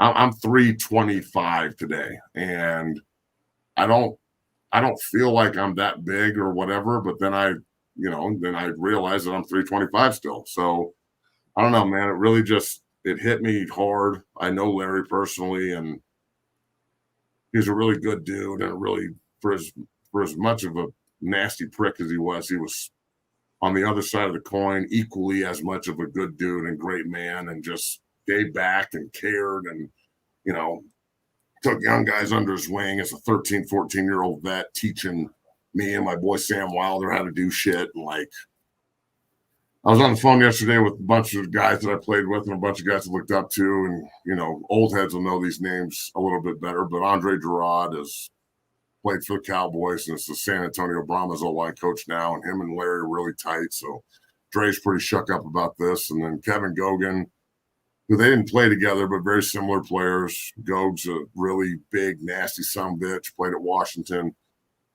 He's shook up, and Turley's shook up. Everybody's just, Emmitt Smith shook up. This is just a bad situation, and it really made me start questioning my own, my own clock. And 10 years is not a lot of time. And I just, man, it's fucking heartbreaking. And I just wish the National Football League would have a little bit more care behind all this talk, because they don't give a flying fuck about you once you get out of the system. And I'm not saying they need to, but God damn it.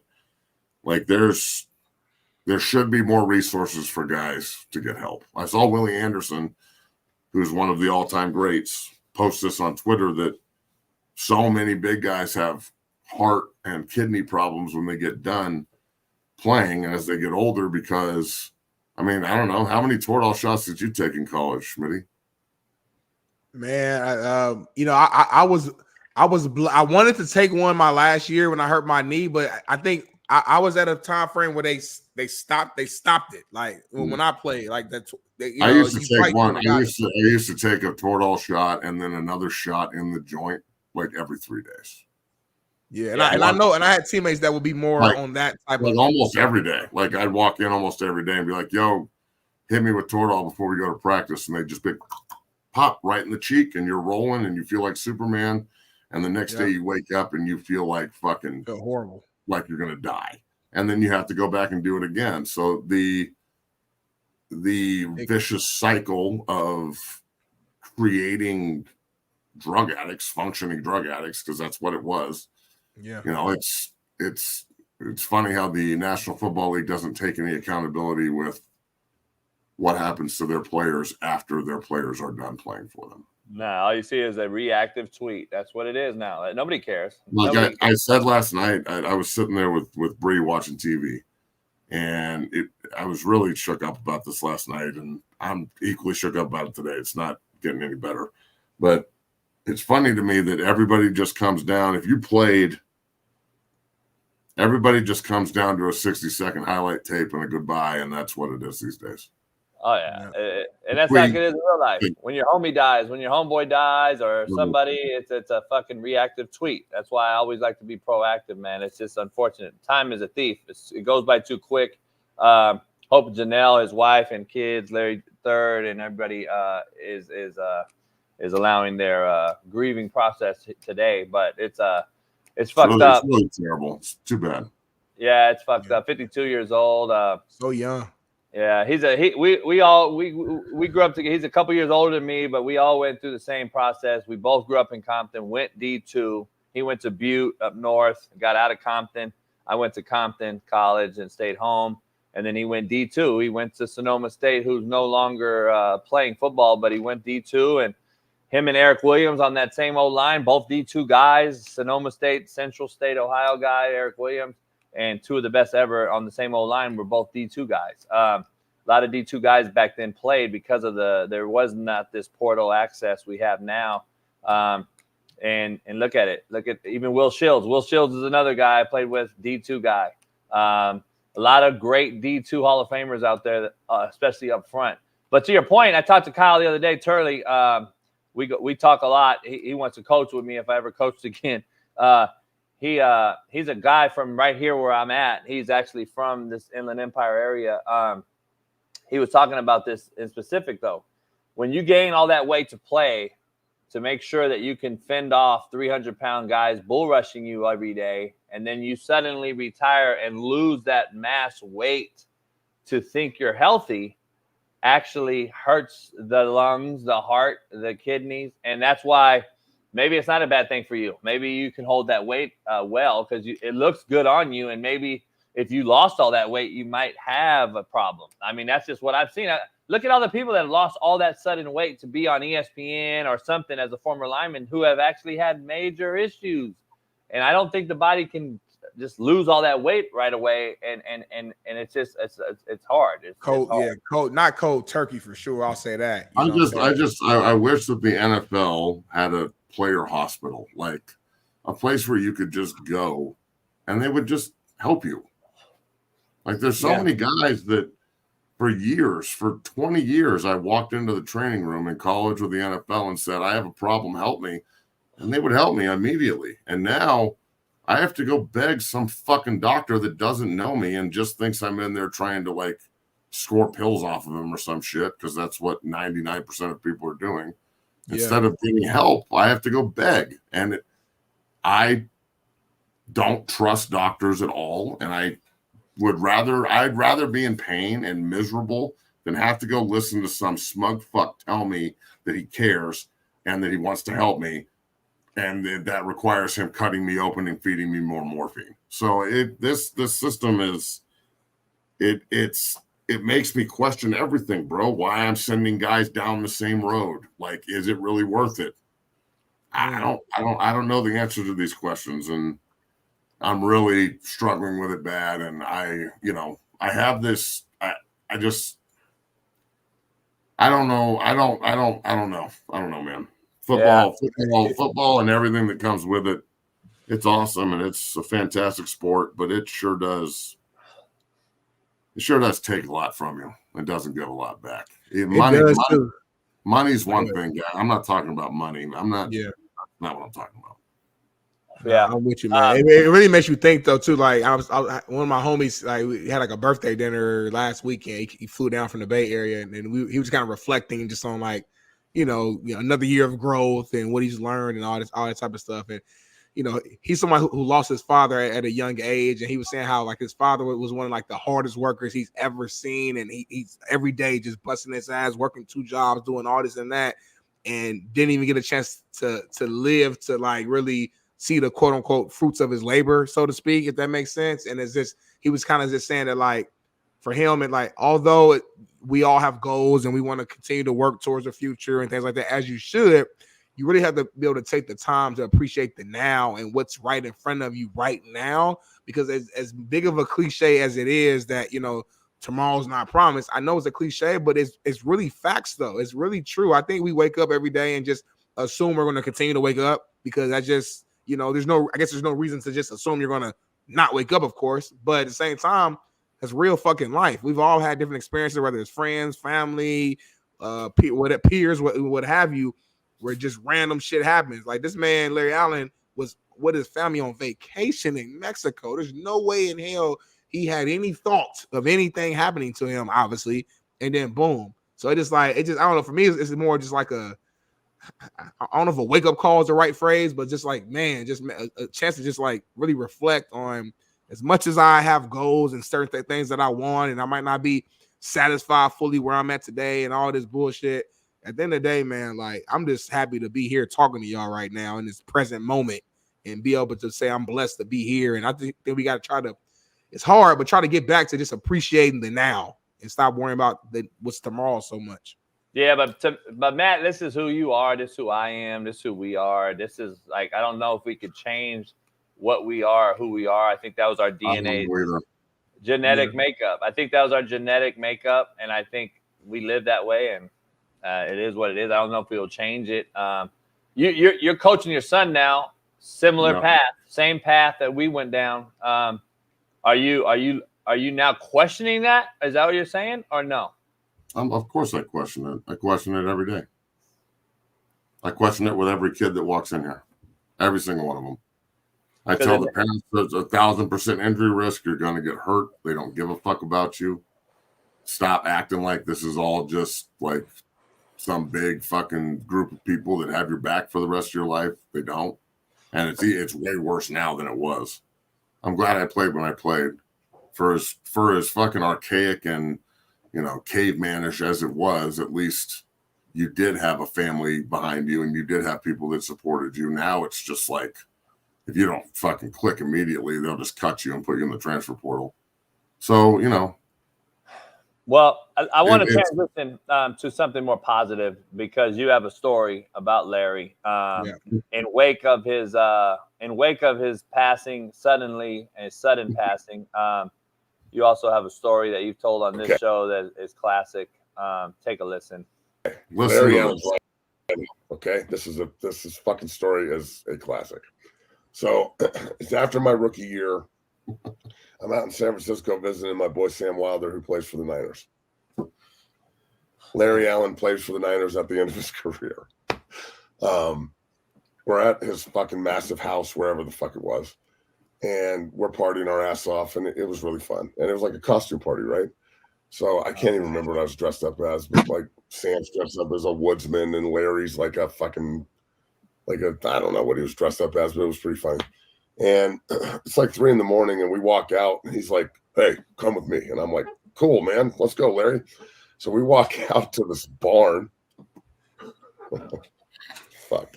And he opens up this fucking sliding doors, dog, and there's a pen and a fucking rhino. No, it's no way. No. A rhino, a fucking rhino, a big ass motherfucking Rhino. Fucking 2-horn, goddamn, run your ass over rhino. Which figures because Larry Allen has a rhino. Why the fuck wouldn't he? So this dude walks over and picks up a pumpkin and goes, "Watch this." And I go, "You feed it to the rhino?" And he goes, "Kinda." He throws the pumpkin at the rhino, and it just breaks. The rhino's like, "Ugh." Turns around, starts eating the pumpkin. He goes, "You want to throw a pumpkin at my rhino?" And I'm sitting there at 4 a.m, like 3 sheets, looking at my best friend Sam, like, what the fuck is going on right now, bro? I'm throwing pumpkins and rhinos with Larry Allen. It was weird, but then we came up with a band name. It's called, our new band is called Larry Allen's Rhino, and I'm the fat bassist. What? Why are you just now telling me this, Matt? Like Metal and James Brown. Bro, this is an all-time top 5 Matt McChesney story. You should have been told me this. I got a fucking head full of bangers too. So you want another one? We got more. Oh my God, we might that might be a new segment. Around and come holler at your boy. We can do a dungeon show. We can do, just tell me what you want. I got you. We're gonna make this shit happen, man. Story time with Big Matt McChesney. Hey, Bailey, Ethan, one of y'all, both of y'all, please cut that out. Ethan, Larry, please, brother. I know you're busy. We need that story cut. The Larry he Allen also story. he also had a Maybach. You know what a Maybach is, right? Yeah, I can't afford one. But I know what it is. Yeah, Maybach music. Yeah, I can't afford one either. Don't want one. It's a waste of money. But if I had the money, I'd do it. Two things can be true, man. It's a waste of money, but if I had the money, I'd do it. If I got the money, who gives a fuck? But so he's like showing us his cars, and he's like, "This is my Maybach," and I'm like, "Is that pink mink interior?" He's like, "Yeah," and I'm like, "You got pink mink interior?" Like, "Yep," and I'm like, "Why?" And he's like, "It's really soft, and I like the color," and I'm like, "Cool, fucking A, Larry." And it was a spitting car, so he would get in the car, like the whole right side of the car.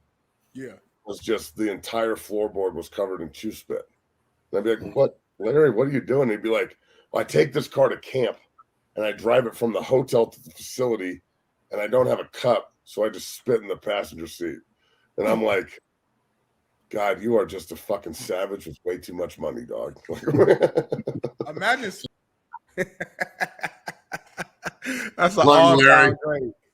Love you, big man. I'll miss the rhinos and the pumpkins. You know, it's crazy though. You brought up a point that is it's true. It's true. Linemen though, it's unfortunate. I've seen guys I've known personally, like Darrell Russell, go down the wrong path, passed away. Chester McLaughlin. Chester. If you look at all the linemen, you know, of course you go back to Mark Gastineau and all these different guys. It's just linemen were different. Like Mark Schlereth lost all that weight to be on ESPN. But Stink's still like 275, 280, just fucking yoked at like 55 years old. Yeah. And then if you look at two good friends of mine right now, the Pouncey twins, Marquise, I think it's like 180 right now. And I think there's some health issues going on. My boy Orlando Franklin went from like 330, one of the biggest fucking sons of bitches I've ever seen, to like 175 pounds. But his skin like is floppy. Like you could grab his skin and pull it out. Yeah. It's real. I'm not trying to make fun of it. It's what it is. Like, it's almost like he needs to go have surgery to get the skin like back tight. Yeah, I know what you mean. Yeah, like fuck, man. It's like a vagina that's gotten just railed out, and you got to go. What? Sorry. No, I What, Smitty? What? No, I was somebody knocked on the door. I was looking around. Lighten the mood here a little Who bit. knocked on your door? Who knocked on your door right now? I don't know.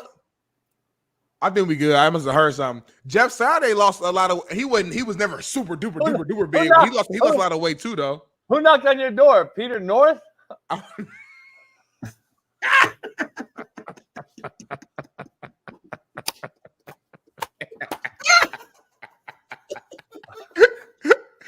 Shit, dude.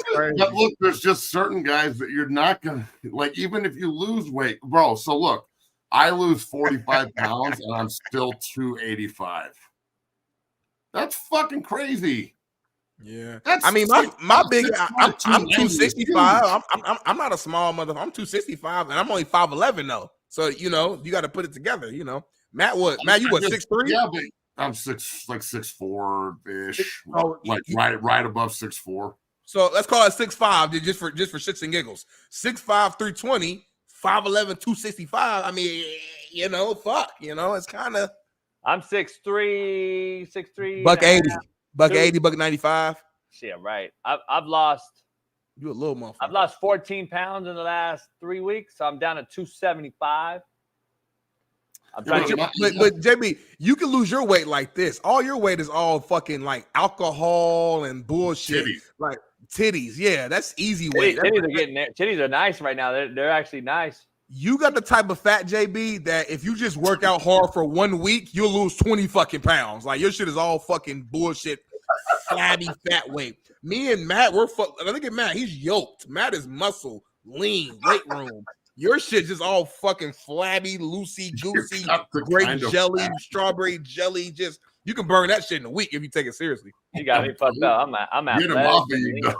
I'm athletic and lean and oh shit, you crazy. Matt, are you on your show today? Yeah.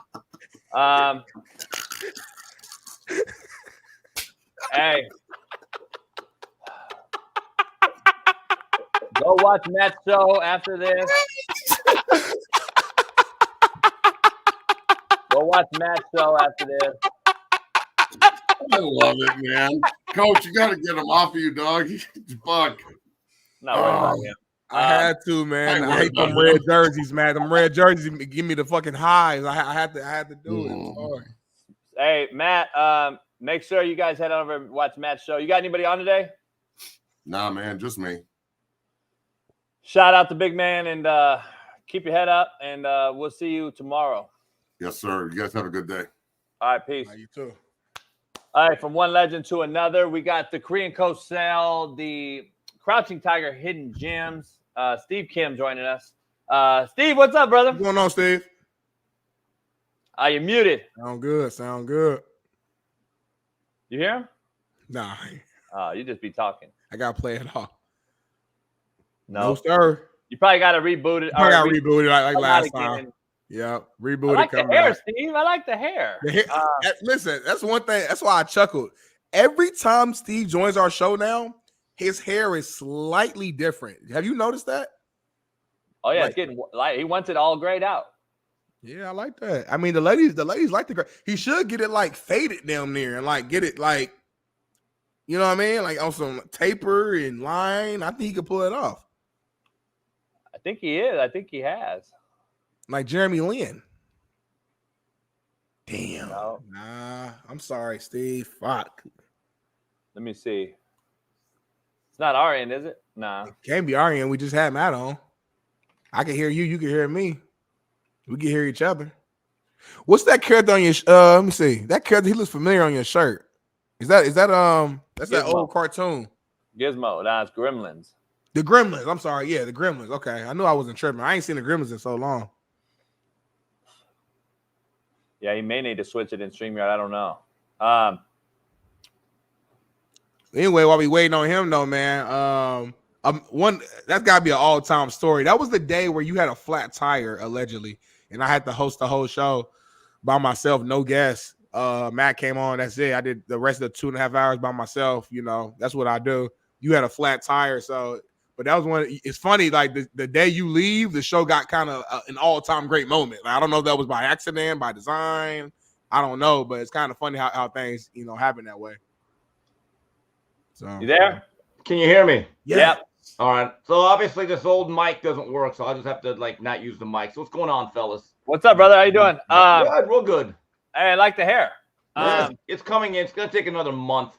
It's coming in. Yeah, have you thought about getting like the full fade and like a taper, like with a line? Yeah, we just gotta let the roots keep growing. We're about another haircut or two away from being able to kind of slice it and buzz it down, but we're getting there. It's gonna take a little bit of patience. It is what it is. I love it. Hey, Steve, right away, I want to get your take. You covered and followed the Cowboys. You have a lot of insight there. You've told great stories here at the Palooza Lounge about your buddy who covered them and dealt with all those guys for so long. Where are you at with what did Larry Allen mean to you? We grew up together in Compton as a Compton Centennial legend. He went D2. He went JUCO, Butte College, same college Aaron Rodgers. He went up north to get out of Compton. He actually put his son in De La Salle High School where he coached them. And then he went to Sonoma State. You and I remember Sonoma. A lot of people don't remember Sonoma. Eric Williams was on that same offensive line, another Division II guy. Went to Central State, Ohio, D2. A lot of D2 guys were then. Will Shields was a D2 guy. Played for the Ichabods in Kansas. There's a lot of D2 guys that is a lot different than it is now because of the portal and the landscape. But this guy was a freak of nature. Grow up playing basketball with him. He was a freak on the basketball court. He could move like a cat for the size he was. What do you mean to you as far as, where you put him at and what he meant for the league and the Cowboys? I think anytime someone dies that is around your age, and we're about a year apart, it hits you a little bit. And he wasn't that old. I don't consider our age to be all that old. We're probably in the middle of the third quarter of our lives, hopefully. When I think of Larry Allen, certainly a guy that is in the Mount Rushmore of guards. When you talk about all-time greats, he's among the very elite of that level. So of all the guys with the yellow jackets, and there's a lot of great football players, you have to be. He's probably a guy that probably starts right alongside guys like John Hanna. When I think of Larry Allen, I would say he's probably the guy to me that when Jimmy Johnson left and Jerry Jones wanted to be the GM and draft the players and construct the roster, he was one of the very few draft choices in the first, I would say, 5 years after Jimmy's departure that was really a good player. Him and Dexter Coakley kind of stood out, and Larry Allen, I remember his first year, they tried to kick him out at right tackle, and then in the NFC Championship game, he really struggled when he was injured. And I remember thinking, man, this guy doesn't look that good. And they kicked him inside the guard, and he became an all-time great. One of the most physically dominating and intimidating players there ever was. Like, when you take a look at what players like John Randall say about him, Warren Sapp, you get an idea of just how dominant he was inside, and he could anchor you in that run game.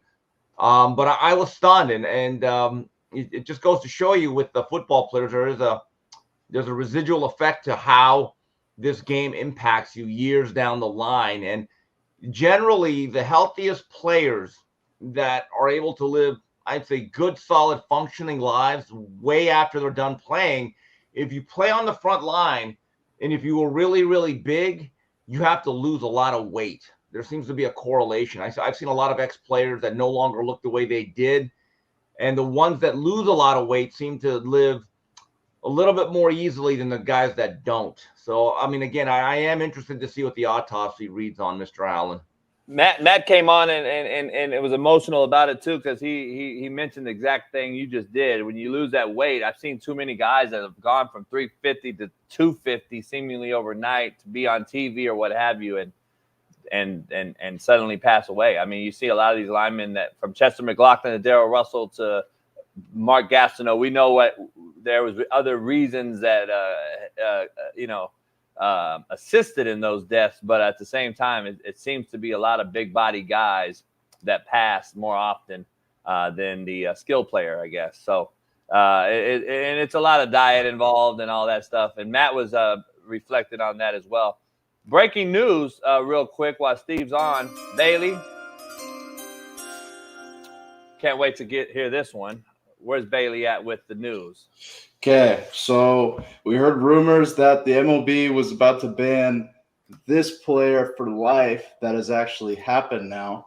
If I can get the pop up here, MLB announces Tucupita Marcano has been banned from baseball. He bet on 25 Pittsburgh Pirate games while he was assigned to the team, but he was injured during all of them and lost all of the bets. Gambled more than $150,000 on baseball and won just 4.3% of his MLB bets. Damn. Steve, what's your take about this? This is happening more and more, and it's starting to. Is this another deterrent on the Ohtani case? Do you see that happening here? Is that another? Because I just don't see them banning Ohtani or someone of that stature. Is this another pawn, a sacrificial lamb in this whole betting thing? Because it's getting more and more relevant. I've said it for a while. If you're an athlete and you're at that professional level, I wouldn't gamble at all. I just wouldn't. I wouldn't even play at the baccarat table or the blackjack table with a $5 limit. That's hard-earned money, and the house always wins. And my belief is nothing good can happen in that position that you are in as a professional athlete when you gamble. I mean, when people ask me for gambling advice, I tell them I'm the wrong guy to ask. I don't even know, and I don't care. You want to throw away your money, go ahead. I hate when people ask me, what do you think? And I said, I don't. I watch the games. There's nothing good that can happen as a professional athlete once you start laying down bets. This goes all the way back from the Black Sox scandal to Paul Hornung and Alex Karras being banned for a year.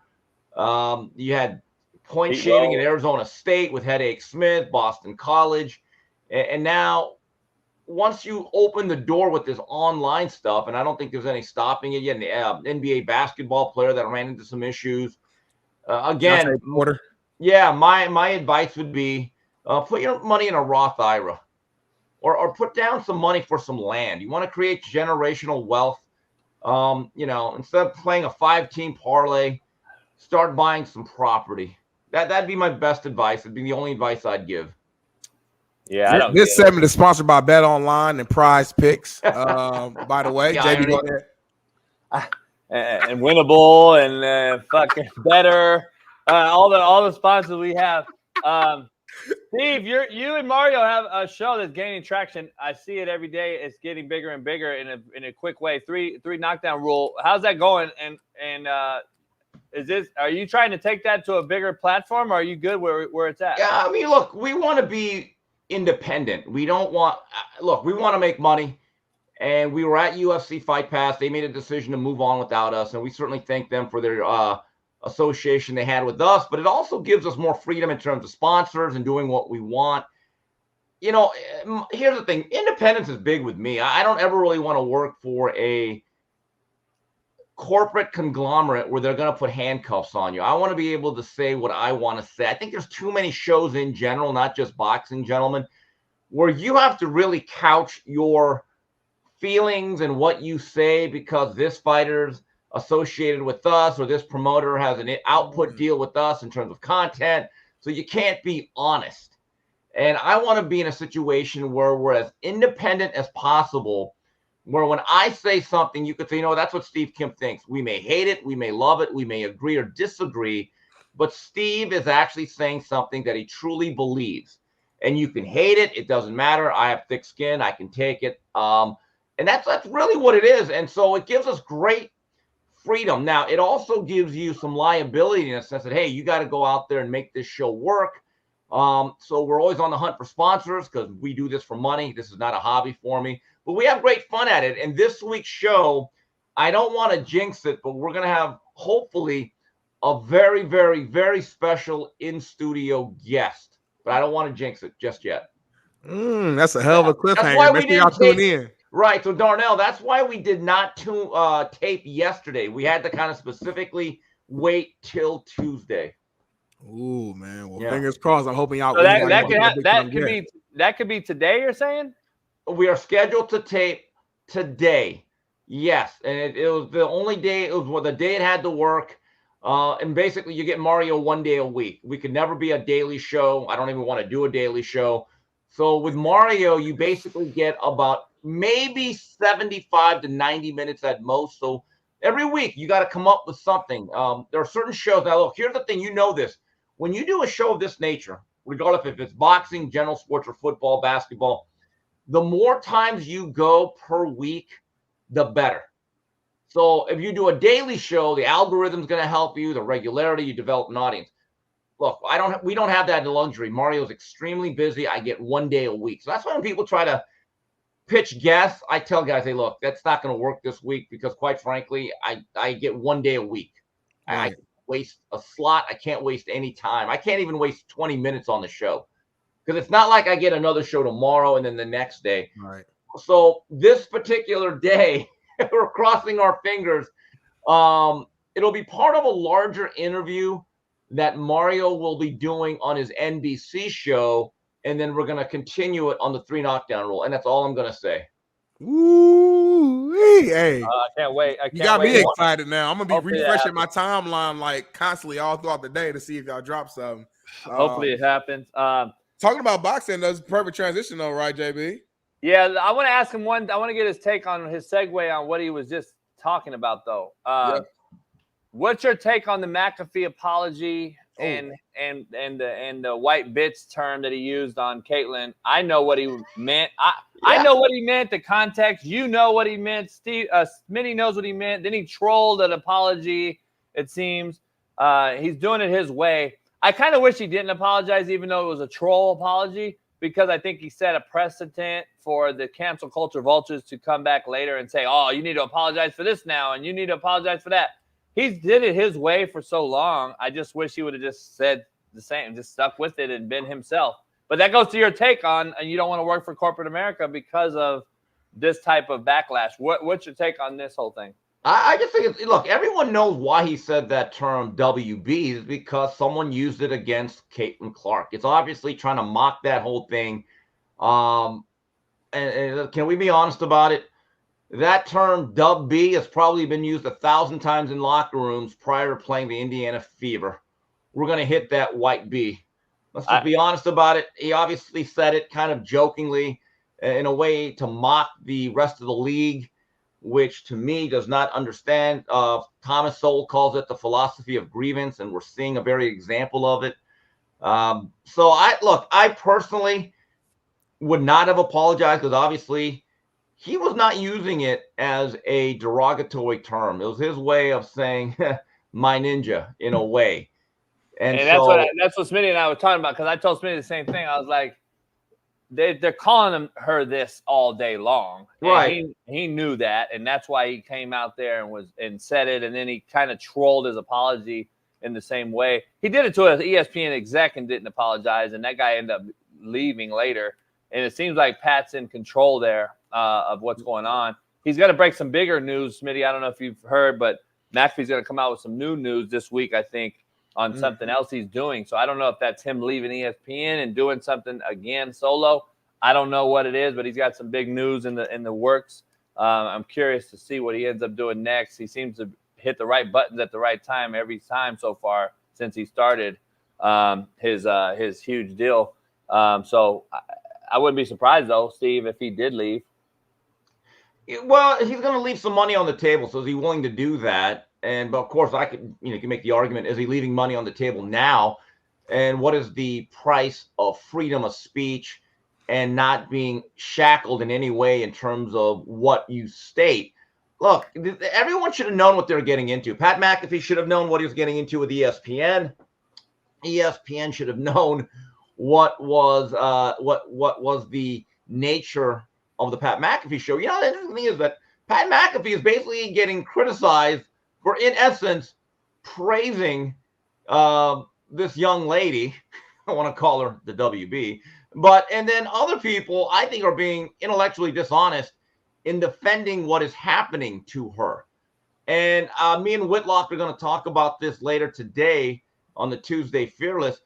I think the WNBA has a problem. I have never met an industry, and I mean the players, the coaches, the pundits, and the announcers who are as unlikable across the board as the WNBA. I can see why nobody wants to cover them. And if Caitlin Clark pulled a hamstring today, that would keep her out for 15 years. Nobody would care about them again. And when that young lady told Stephen A. Smith, with all due respect, 3 years ago, you could have been talking about it. Hey, Miss McNutt, if Stephen A. was talking about WNBA 3 years ago, First Take would be the last thing you'd watch. Nobody cared. Okay, you guys are in the content business. From this show all the way to First Take, you have to hit topics that people care about. So for her to say that somehow any show should have covered it is disingenuous and dishonest. Let's be honest about it. If they were talking WNBA pre-Caitlin Clark, Stephen A. might be out of a job. That's the reality. Smitty said that earlier. He said you're going to talk about what's to talk about, and I said I started the show off with that. I said I'm gonna be honest. I defend Stephen A. on this one. 3 years ago, there was nothing to talk about. Monica McNutt. Sorry, that's just being honest. And I hate the fact that it was men. You should have been talking about it. You know what's funny though? What it is the most dishonest portion of this argument. The last I checked, if you go by the United States Census, it's been across the board. Isn't right around half of our population is always female, right? Of different demographics, different races, and religion. There's never there's always a pointing of the finger at male sports journalists and announcers, like you should have been covering this, but there's never that same accountability for, well, wait a minute.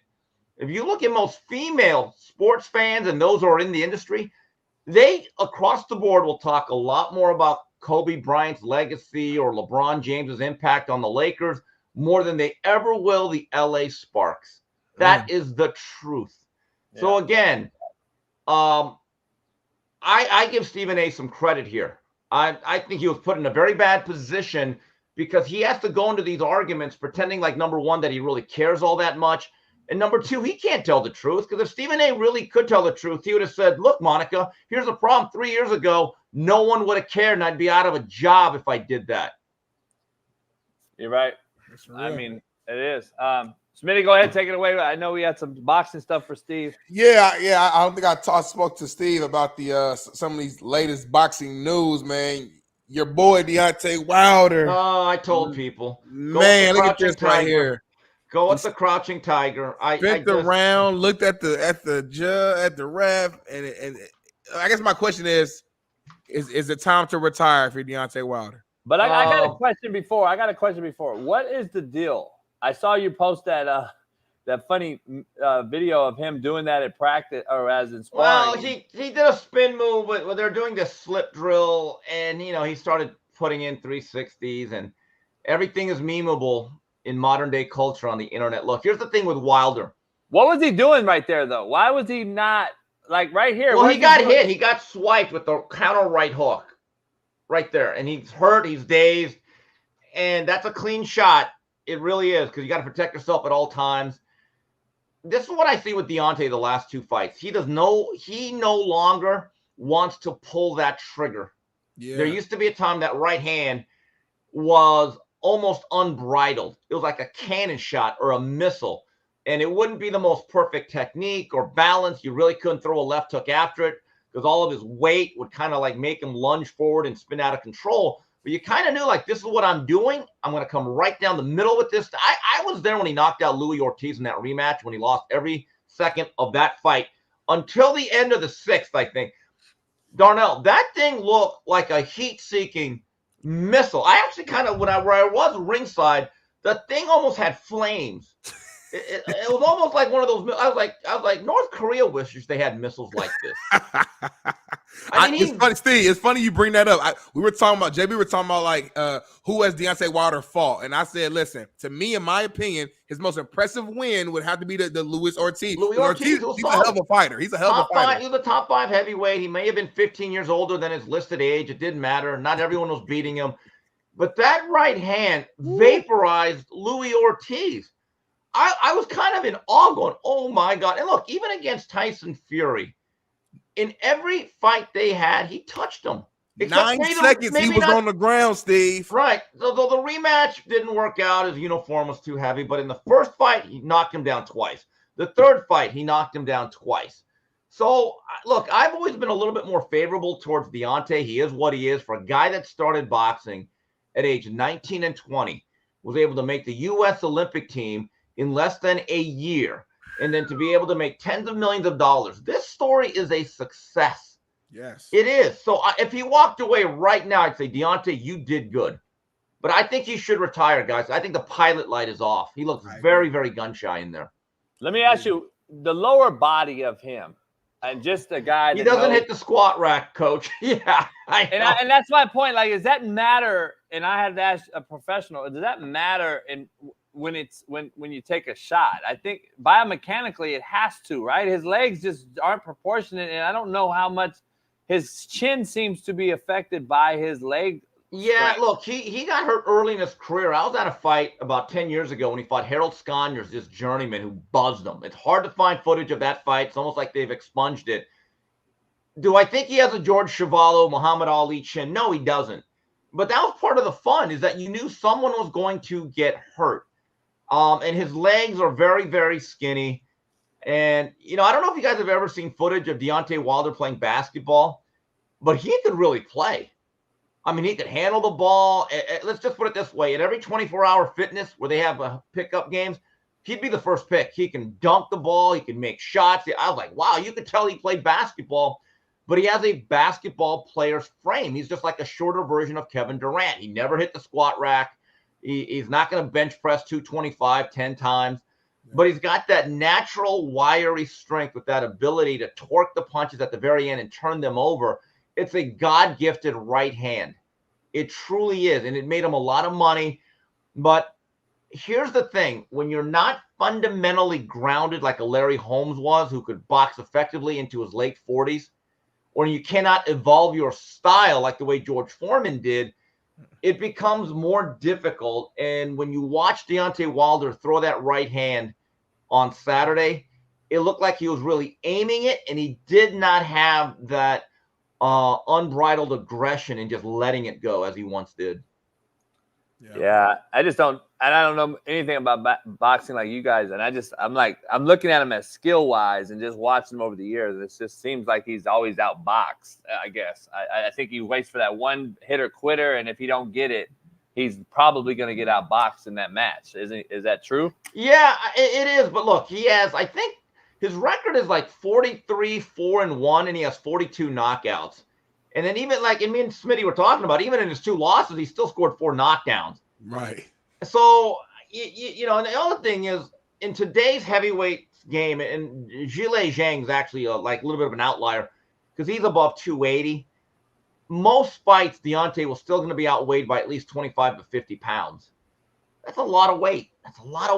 And so, in my view, I thought coming off of that third fight with Fury, where he really got worn down, that fight, I think, changed him, where he's never going to be the same physically. His punch resistance was never going to be the same. So, look, I know Malik Scott, my old friend, is taking a lot of heat for maybe implementing too many bells and whistles to a fighter whose basic attack should always be the jab and the right cross, the basic 1-2. But again, I'd also argue that maybe Deontay Wilder is not the same guy that we saw 7-8 years ago. And also, look, we have to be honest. He didn't face a great amount of blue chip heavyweights outside of Luis Ortiz. And I saw a story on Twitter before I got on here that I think even Deontay Wilder's parents are now advising him to either get another trainer or retire. Here's my view of it. This is what it is right now. And if you've made a substantial amount of money, it would not be the worst thing in the world to start working on the next chapters of your life. Yeah, for sure. It's always tough for that transition for athletes, though. Like, what's next for Deontay? Does he start calling fights? I don't know how good of a speaker he is when it comes to that. I don't know. Money always talks, but for his health and safety, I do think it's probably best bet to move on. So, Steve, what about this take? I want to get your take on this. The biggest puncher I feel at 135 pounds will probably be Gervonta Tank Davis, but the most skillful fighter at 135 will be hands down Shakur Stevenson. This is coming from Floyd Mayweather, who we know him and Gervonta have a weird relationship right now. But yeah, Gervonta and Floyd, they're the couple. They fight more than Ike and Tina. It's a love-hate relationship. Yeah, they love to hate each other. Look, what Floyd says from a surface level is very correct. Gervonta, pound for pound, is one of the most concussive swatters in the game. Yeah. And he's actually craftier than people think, though. He can slip roll counter. He can lay traps. He can hit you in between salvos. He's got a fight against a really good athlete in Frank the Tank Martin next Saturday, the 15th. I think he's going to wear down Frank. I think he's just too seasoned. And when it comes to Shakur Stevenson, airtight defensively, I've called him like a modern-day Pernell Whitaker. The thing is, though, Smitty, if they fought, I could see Shakur winning early rounds. But here's the thing. When you face Gervonta, you better pitch almost a no-hitter, if not a perfect game. Yeah. All you need is one to connect. Because the only guy that was able to evade it was Isak Cruz, and I think there's a reason for it. Isak's one of the few guys that's shorter than Tank. I think Tank had issues actually punching down. Yeah. And Isak has a really high guard, and he does not leave a lot of openings. So that style's always going to be difficult. But Shakur has an interesting situation ahead of him. He's got one last fight with Top Rank, July 6th in Newark, and then he becomes a free agent. Let's see where he ends up in this, what I would call right now, a buyer's market for boxing. Where does the Matias cat fit in? Oh, Subriel Matias. He's going to be fighting, I think, in a week or two in Puerto Rico. He is a 140-pounder. He's a weight class above those two gentlemen right there. And he is one of the most rugged, physical, tough, grinding fighters in the world today. I was there at a fight in Maryland where his opponent, Maxim Dadashov, ended up losing his life. I actually had to cover that fight very much up close. I had to go to the hospital. I was at ESPN at that time. And he's one of these guys that hits you very, very hard, and he hits you a lot. And it's a punishing experience to go through that meat grinder. And he'll be in there. He's got to fight Liam Paro, who's a pretty fair fighter. And then hopefully the politics of boxing can be overcome, and maybe guys like Subriel Matias and Teofimo Lopez can one day end up mixing it up. That would be a good one. Another fight that I think it was formally announced, if I'm not mistaken, is it Errol Spence and Sebastian Fundora? Is that official? It's not official, but Mike Coppinger, who does a good job, he has a lot of sauces. He says it's being discussed, but keep this in mind. There's no official date. PBC has not announced it. But again, Mike does a good job of fishing out these stories. I think that's certainly in play. Smitty, I think that's a dangerous, dangerous fight for Errol Spence coming off what would be about a year-plus layoff. Because remember, he fought Crawford late July of last year. So it was like July 29th.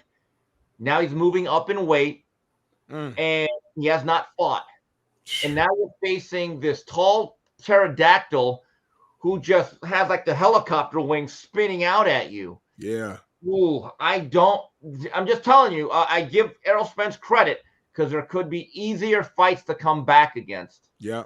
Steve, if Steve Kim had a hypothetical pointed at him and said, who's the best pound for pound puncher? Is it Benavidez? Benavidez would be in there, although he's a volume puncher. I don't think he's quite as concussive one punch as Tank Davis. Artur Beterbiev is like a wrecking ball. Inoue can just zap you. I would say those three are right at the top I might be missing a guy or two, but those three guys I'd be pretty comfortable in saying they're certainly among my top 5. In a What way, about that Russian cat? What's his name? Bible? Dmitry Bivol is more of a scalpel. He's not really a sledgehammer. He had a good victory against Malik Zanad on that undercard, and he's going to fight Beterbiev October 12th. They've announced that fight, Turkey Al-Sheikh. That'll be part of the latest Riyadh season back there in the fall. So that fight's going to happen. So think of the other punchers. Crawford. Benavidez would be in there, but he's more of a volume puncher. David does not actually score a lot of one-punch knockouts, but he just is like a rock slide. And once he starts rolling downhill, it's impossible to keep him off. There's a heavyweight fighter that he's not that popular yet, but he has the long, kind of shorter in style, long curly hair, fair skin. What's his name, man? He's not a big name yet. I'm gonna find his name. I'm trying to find it real quick. Hey Steve, before you leave, I wanted to go through my top 5 O-line and D-line with you, and I just wanted your take on it. Smitty and I are going to do it later, but I want to get your take, and I want to start with D-line real quick with you before you jump out of here. My top 5 D-line is right here. Joe Green and Aaron Donald. It seems like we do this in media. I think we do this in life. We anoint guys right when they retire. Aaron Donald just retired. I don't know where I am yet. I want to kind of. He's floats around the top 5 for me. I got to see the end of Deacon Jones, Joe Green, Bruce Smith, Warren Sapp, and Reggie White. Look, Coach, where would you be at? Well, this is a tough one because you're mixing in 3 techs with edge guys.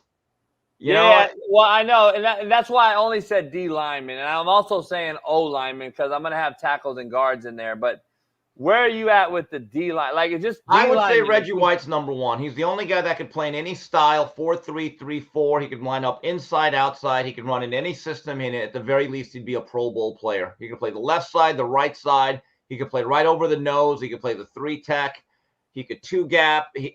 So Reggie's number 1. Number 2, I'm just telling you, Bruce Smith to get over 200 sacks as a edge with he was playing in a 3-4. That's crazy, Steve. Not like he played in a wide 9.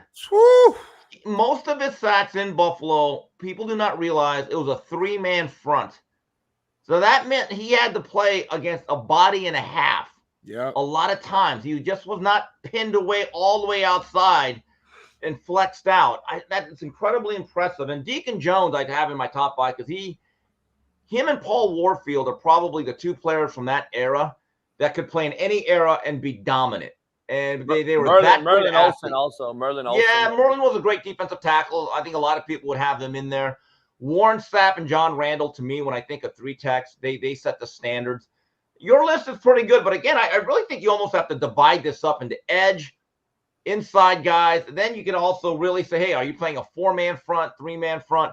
But Reggie White, to me, the Minister of Defense, he's number 1 because of his versatility and his dominance in any style or system. Yeah, and Warren Sapp is to me, when you play inside like he did for a quick technique that he was, he demanded a double team more often than not. Him and Aaron Donald, and to do what he did and disrupt games, like the non-stats that Warren Sapp created that aren't on the stat sheet is actually more probably telling than the actual stats that he accumulated because he did so much for others and he demanded so much. He was Sean King has him as 1. Look, if Warren Sapp played for a team that got him out to 31-10 leads in the 4th quarter, and for a quarter you could just say, Warren, you're not playing the run. Don't even worry about the draw. Because the one thing about those Buccaneer teams, for much of that time, maybe all of it, I recall them playing a lot of 14-10 games that were just rugby. And so it's not like he got a whole quarter and a half just to pin his ears back.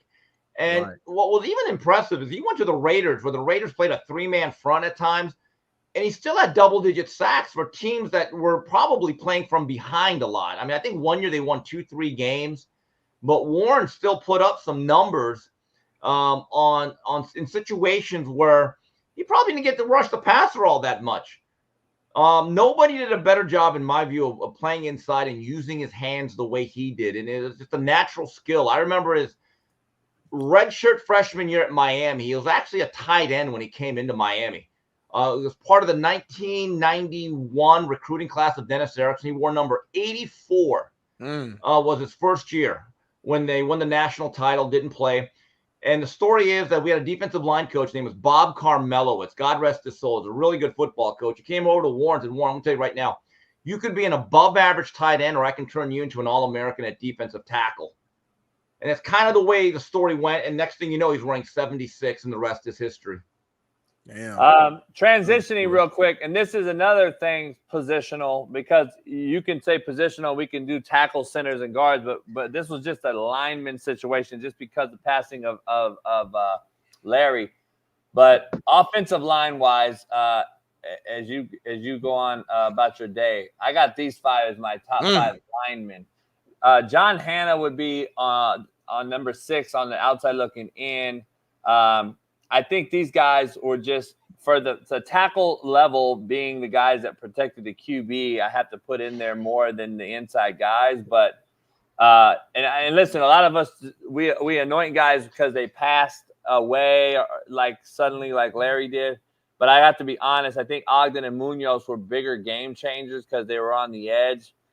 Bruce Matthews, I thought, was a trendsetter. Walter Jones, and then the next tackle would probably be Orlando Pace for me. But I can only have 5 in here. So listen, Hanna and Pace would be on the outside looking in for me. But where are you at with O-linemen? Just as far as I know, you have to put them in position, but just O-line. Well, Munoz for me would be number 1. I mean, this guy was so dominant. He didn't even play his senior year at USC. And I think he was a 3rd pick. And then he was a stalwart for about a dozen years. Can't go wrong with Ogden. I remember Ogden. They played Miami in 95. I think it may have been his senior year. He literally blocked the whole line by himself on certain plays. It was Butch Davis's first game. We had Kennard Lang and Kenny Holmes, 2 first-round draft choices at end, and Ray Lewis. Ray had a great game. No one else did. And Jonathan Ogden literally paved the way for Kareem Abdul-Jabbar, the kid from Dorsey that used to be known as Sharman Shaw, to just gash Miami's defense. And I've never seen an offensive lineman literally seal off the whole line by himself the way Ogden did. So I don't think you can go wrong with those 2. John Hanna, I think, is the greatest of his era. He would certainly have to be in my top 5. He was such a thing. He actually made the cover of Time magazine as an offensive guard. That's how much of an icon that guy was. And he was just built like a football player. When I think of guards, I think of him and Larry Allen. And then Orlando Pace, that's an interesting one. And Orlando Pace is the best 18-year-old lineman I've ever seen. I remember watching him as a true freshman at Ohio State, and I think he took over for Corey Stringer, who was a first-round draft choice, God rest his soul, and the Minnesota Vikings. And I remember watching one of those games when he was a freshman, and I said, that guy's better than Corey Stringer right now, which was no knock on Stringer, who was excellent.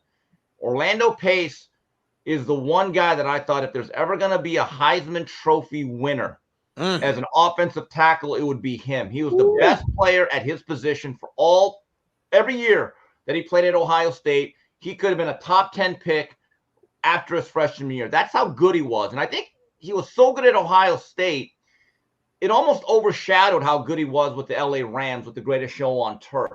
So Orlando certainly makes an argument for being top 5. But I think those names, you can't really argue with any of those guys. And guy that would have been in there, guy that would have been in there without an injury, Eric Big Cat Williams.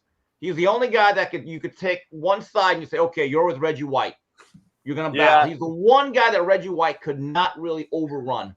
There's guys that I contemplated that you can throw in there, and guys that I grew up watching and I know personally who coached that was coaching with me. Jackie Slater is a guy, Orlando Pace, Joe Thomas.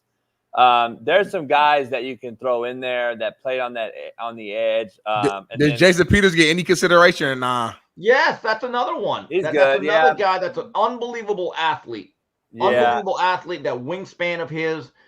But the more I think about it, Eric Williams, before that car accident in 95, I believe, He was never quite the same guy.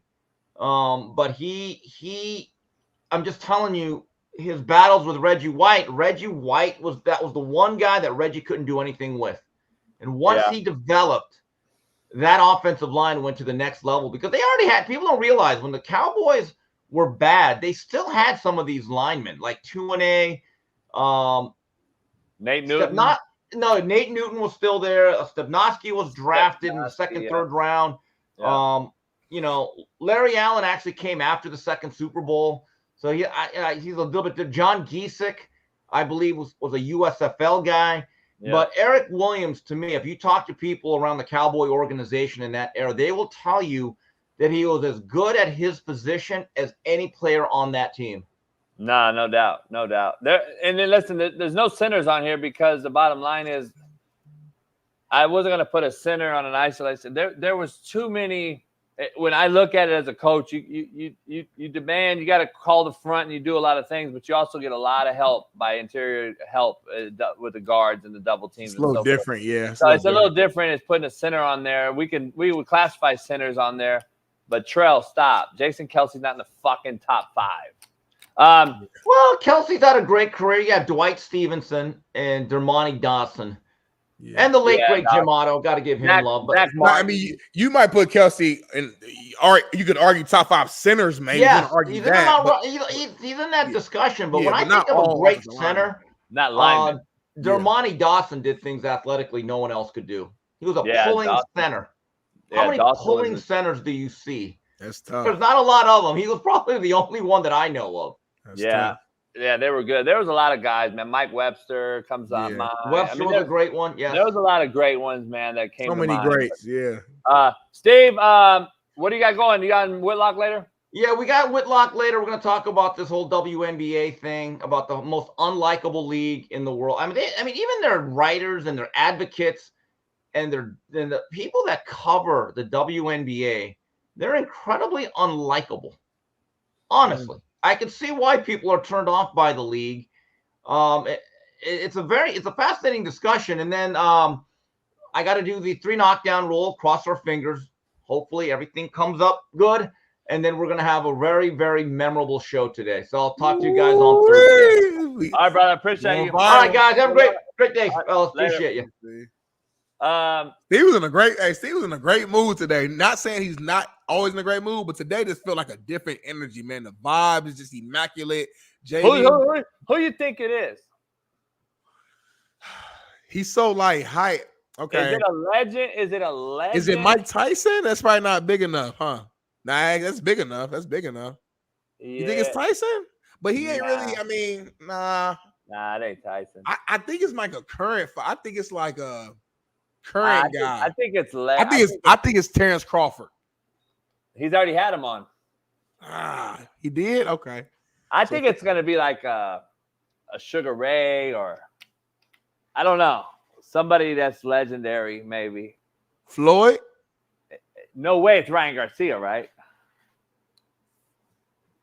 You might be on to something, JB.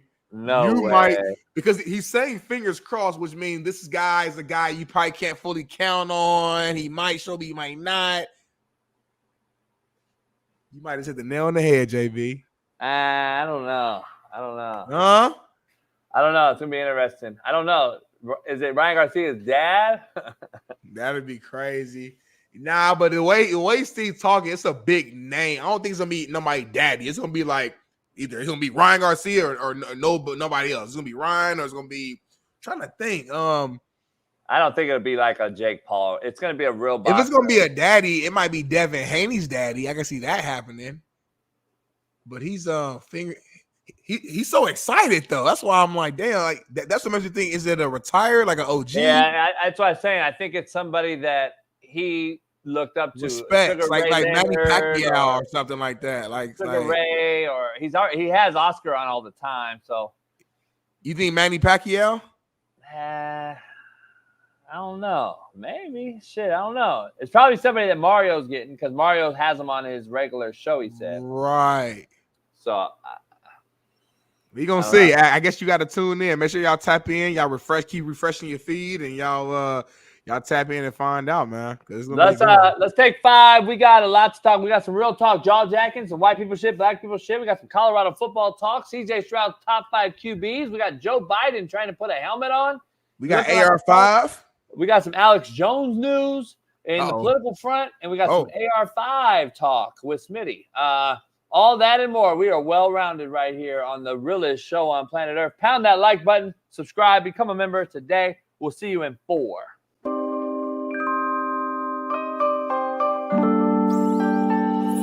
Rick George in Colorado news again. Rick George has come out. Colorado news, sweet. Hey, Rick George has come out in some Colorado news and said this. You just save all the Colorado shit for when I come on. Yeah. The only ones that are for you are in this room, in this building, and our fan base. Everybody else is against you. Clean Jays. You see all the naysayers out there. They got us 14th.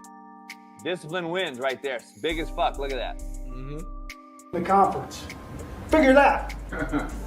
14th in the conference. That's a sign of a lack of respect. But the only way you get that respect is you go out and earn it. Why is he reading off the thing? It's about us. And I believe that you have to have an appetite for hard work. You gotta want it. Every day that you come in here, when you go down and see Mo and the team down there, you gotta want it. You gotta want to win that championship so bad that nothing else matters.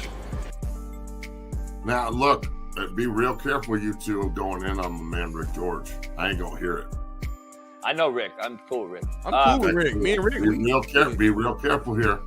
Hey, let me ask you something. First of all, I don't like that he's reading off the thing. I know Rick. Who gives a shit? It's notes, dog. Because I know Rick well enough, so he should have came in there and been like, "Hey, man, we're ranked 14th. Fuck that. Let's go." He did.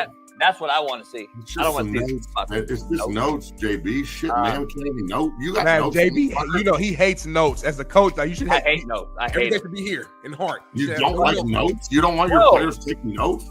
No, yes, my players. The coach I want everybody taking fucking notes, dude. No.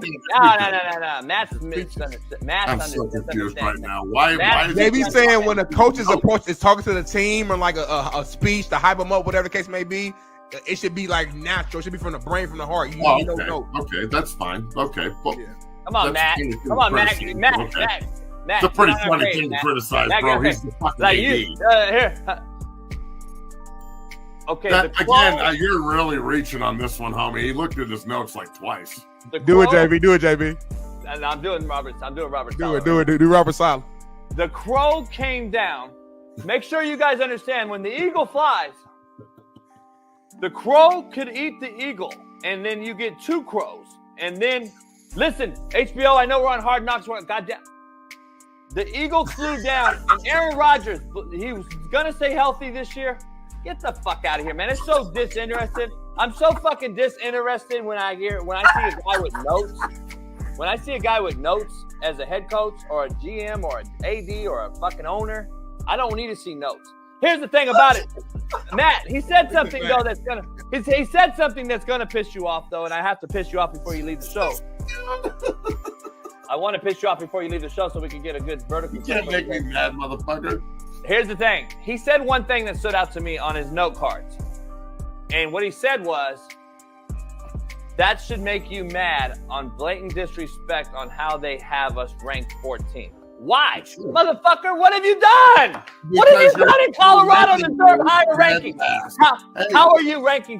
Why should you be ranked higher than 14? So let's do it your way. You're ranked 14th, and that's where you belong. You all suck. Get better. That's not gonna work. Fucking right. That's it, Matt. That's exactly what I would have did. Exactly what I would have did. Here's what it's been right here. All right, guys, listen. They got us ranked 14th. Okay? Fucking 14th. 14th. And guess what? I'm going to give them a big shit fucking sandwich that we're ranked 14th. You know why we're 14th? Because we ain't done shit yet. We ain't busted a grape in the fruit fight yet, motherfuckers. So how about you fucking get off your soap story and feeling sorry and get your motherfucking asses ready to go win the goddamn conference. Now let's fucking go. Yeah, yeah. That's what they would have did. Fucking book. Got y'all ass beat when they got your ass beat game 1 going against Ball State in Matts, Colorado. Look, I personally think that Rick George is a G, and I love him, and he does a great job. He's not up there to hype everybody. He has been there forever though, and seen greatness. He was part of the staff when they won in 1990. So it's a dope name, Rick George. He's been around, bro. Everybody knows Rick. So I think that him using a notepad or whatever, if that fires you up, then okay, that's what hill you want to die on. But I think he's actually done a really good job, and I don't have a problem with this at all. No, I have no issue with that either. I was fucking around, but I'll tell you this, bro. I don't know if I've ever been more nervous for the start of a season in my entire life. Yeah, I'm talking about the fact that he said North Dakota State is scaring the shit out of me.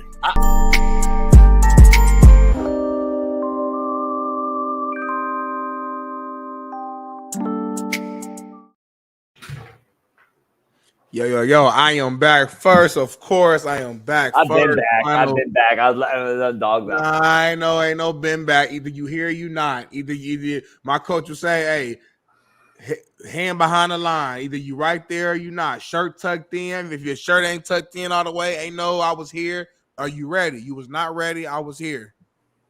I'm going to the studio after this. I got all the new equipment fucking thousands later, and the wrap's getting wrapped. We're getting printed. I'll have the wrap Thursday. You'll help me put it up Saturday.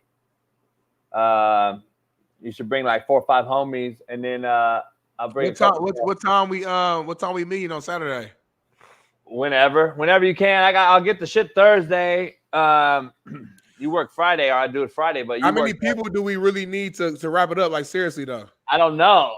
15-foot vinyl. We got to stick it on the wall and be real gentle in how we wrap it. So I don't know. I'm gonna try to see if I can get somebody. Roy, what you doing? I can try to see if I get a homie, huh? Roy's in the chat. Let's see what Roy's doing Saturday. He might have to go help us out if he can. Roy roll with you. I'm trying to think who else could roll with you. I got another boy. My boy. I have to see if my boy Isaiah can roll with us. See if we can wrap it, squeegee it on. I don't know how to do it. Where's Trail at? Can Trail meet us there? Where Trail at? Latrell lazy. Yeah, he lazy. Latrell lazy. Damn. Latrell lazy. Latrell don't leave Long Beach. Cats from Long Beach don't leave Long Beach. Got you. I be in Long Beach all the time too, Trail. That's crazy. I might pull up on you.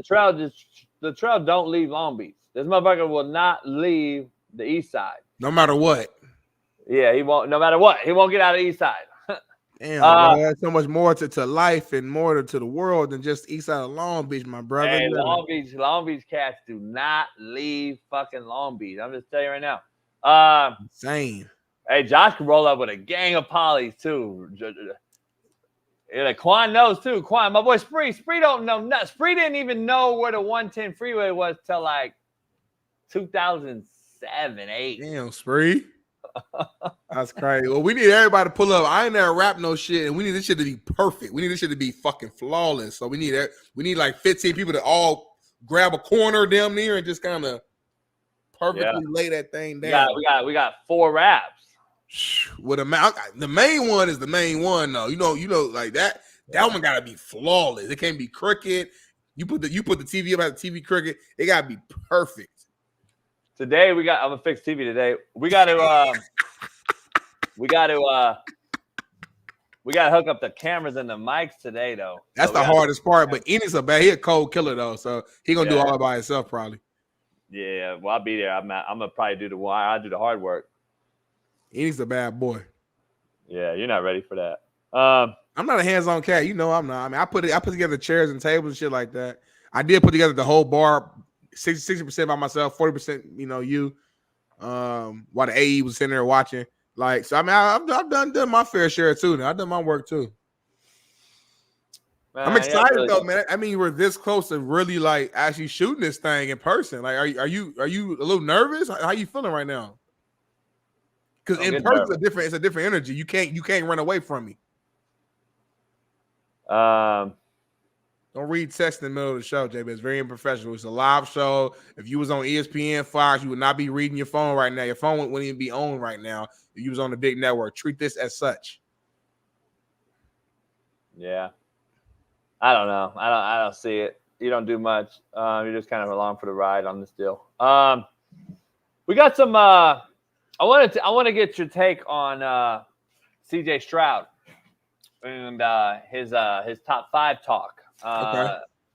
Real talk or jaw jacking, or fact or cap. What do you think? Take a listen. Oh no, I'm tripping. Let me go. I'm going. Tripping? So look, final 5. I know what I'm doing, dog. Mahomes, Lamar, myself, Dak, Joey B. No, he didn't really play last year. Off of last And year. then Hurts. Dak, Yeah, bro. Dak, Dak, that boy. Y'all not gonna say that because he ain't won the big one yet. You said Matthew Stafford? Yeah, Matthew, but he was thing. top 5 last year. Cowboys thing. Bro, you gonna put Dak Prescott in there over Joe Burrow? Yeah, I got. I'm saying off of last year, dog. He ain't play all year. He got hurt. Well, we can Burrow, find somebody. Burrow, one of my favorite players. I'm out of my game after Burrow a little bit. Like, Why me you and don't Burrow got fuck with similar that? playing styles. Cowboys. Oh, Bro, Eagles and Dak is that Cowboys, dude, they bro. don't like What? each other like that? I ain't know all that. What? I ain't see. I don't be knowing all that. Dak tough, bro. I'm Dak just- is one of the most accurate quarterbacks Y'all gotta in see them the this year, world. don't y'all? Yeah, we playing. Oh my God, the battle Sunday. of Texas. You gonna take care Monday of that for night me? Yeah, take Where y'all care of playing that for at? me, man. in Dallas. You know what's crazy? I feel like we before I answer the question. Well, first of all, I'll say jaw jacking, but the reason is I think he later went to his IG story and posted his top 5 and kind of corrected a few of them. If I'm not mistaken, I'm trying to see if I can find it because we used it on our Fox show. But basically, regardless, the reason why I say jaw jacking, I don't think you can't have Jalen Hurts on there and not have Josh Allen on that list. Josh Allen had a hell of a year. I know he started the season off a little shaky, but like that back half of the year, and you look at Josh Allen's numbers, he has to be in the top 5. We're basing off of last season. Now, you talk about projections and all that stuff. That's your own opinion, of course. But like last season, there's no way Josh Allen's not top 5. Like there's not even an argument for it that he's not top 5. So I would say that's jaw jacking right there, but jaw jacking by mistake. You know what I'm saying? I think he just mistakenly, left them off. And yeah, matter of fact, yeah, I'm looking at it right now. He reposted like his top 5, and he actually had Josh Allen on there. Exactly. So he had Mahomes 1, Lamar 2, CJ Stroud himself, obviously 3, Josh Allen 4, and Dak 5 is what he ended up having. He posted that later after the podcast. I think after he gave it thought, he probably was like, damn, I forgot Josh Allen. Kind of like me when I did my list the other day, and y'all gave me hell when I forgot Purdy on my NFC quarterback list. Even some of the greats who were in the game have a quick brain fart and they forget a name. You know what I'm saying? So, yeah, that's a tough one. Based upon last season, that's the important note. You know what I'm saying? Yeah. Quarterback play wasn't that high last year. You got to go CJ. You got to go CJ. You got to go Mahomes. You got to go Lamar. He won MVP. You got to go Dak. It was his first All-Pro year. And then you got to go Josh Allen. To me, there's not even like a conversation really. There's not even like a debate with that 5. Last season. Yeah, I'll never put Dak in any top 5 of any. But he literally played top 5 best quarterback last year. Like you saying that is just an extreme bias of just not. But he hyped Stafford. I don't know where Stafford is. Again, he said last season. I know. It's a difference between he says somebody's my favorite player and then saying that he has to be top 5 or whatever. Like Anthony Edwards is my favorite player in the NBA. I don't think he's the best player in the NBA. Two things can be true. I said it all the time. Baby, do we got some black people shit, white people shit, man? JB over here on his phone. He drinking coffee. I got some white people shit. I want to see that right now. Oh, I can't even see it. What the hell's going on?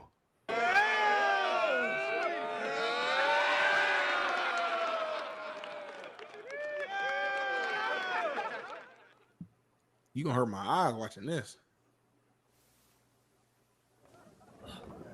I wish some motherfucker would have just depleted him. Why you say that, JD? That's your president. It ain't my president. I wish some motherfucker would have. That's how crazy it is. Back in the day, it didn't matter who the president was. We claimed the president of America as our president. Nowadays, it's like a motherfucker's like a crip in the blood. That's regardless. That's literally if you are an American, which you are, and you always say you love America, love it or hate it, that is your president, no matter what. Like that ain't no shaking. That's what it is, motherfucker. That's what I hate people do that. Like, oh, I don't like him, so he ain't my president. He's your president, whether you like it or not. If Trump wins, he's gonna be everybody's president. Whether You're you speaking like it for or not. yourself. He's your president. He's not the people's president. Let's keep it funky. He's not the people's president. He's not the people's president. He's your homeboy. You like him. I don't. What's that even mean, JB? He not for the people, homie. Let's keep it real. And brother's starting to fucking figure it out. I got into an argument yesterday getting my registration. I spent $500 on another fucking registration. God damn, homie. You spent a lot of money lately, bro. Man, a lot. Too much. You chill out. This motherfucker to me is delusional, number one. Well, I'm voting for him regardless, so keep going. You lying. Go ahead and go. If I had to put a hypothetical right now, who you voting for? I'm not answering the question right now. You voting? I'm still considering. I don't know. I voted last time. I'm not gonna tell you who I voted for because there's no reason. It's not a reason to talk about it.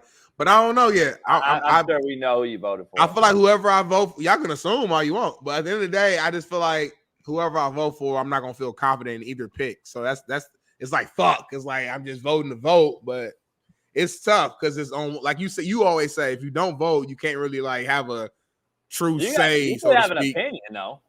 Yeah, but it's like, all right, we all got opinions, I guess. But it's like if you ain't put the work in, why the fuck am I about to listen to your opinion? Respectfully, not you, literally, but the proverbial you is what I'm saying. So I don't know. JB.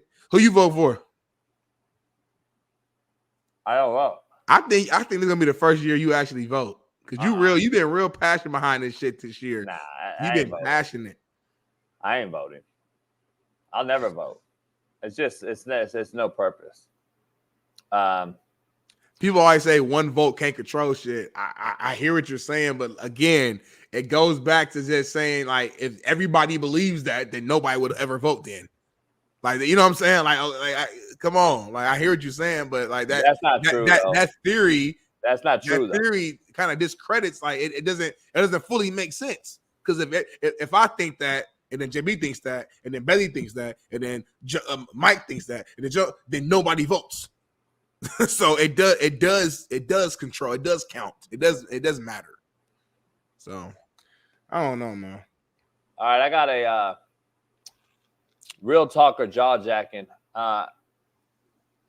Smitty, handle this. I got to take this call. I'm dealing with a bunch of drama right now for the studio. Take this call right now, but play this real talker jaw jacking. I want you to got it. Put me on the screen. Real talker jaw jacking. Go ahead and play it. So, but you commented on black murder, which I don't believe black on black crime is a thing. Do you believe it's a thing? Yeah. Why do you believe black on black? Because some would say it's all based on proximity. Show me where the Jews killing each other. Show me where the Asians going to jail for murder. And they got Asian gangs. Mm-hmm. Show me where there's a big population of Asians in California. There are Asian Crips, Asian Bloods, Asian gang. Show me where a big population of Asians in jail. Mm-hmm. You can't. Show me a big population of white people killing white people. You can't. But this is a country of guns. Well, only when they go in school and shoot up kids and say it's not terrorism. But they classify that as a mass shooting. Mm-hmm. They classify ours as gun violence, but it's mass shooting because mass people are being shot in one instance. But they don't classify ours as mass shooting. Well, where do you think that comes from, though? Because again, I'm not one to say everything goes back to white people, but lack of investing it comes back to us because they see we don't care.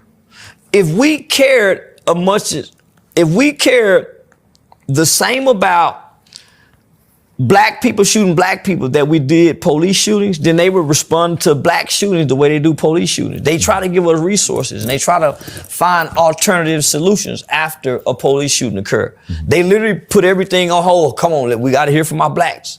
But that's only during a police shooting.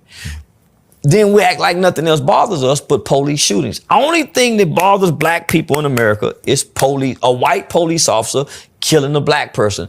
Other than that, nothing bothers us because we don't cry, we don't complain, we don't march, we don't riot, and we don't tear up shit until that happens. So why would anybody care about that? They don't.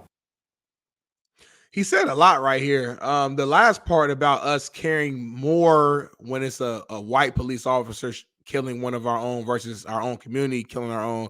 I do think there's some truth to that. You know, you can look at you look at the facts and look at the history of, just different shootouts and killings within our community, whether it's in Chicago, you hear about Chicago a lot.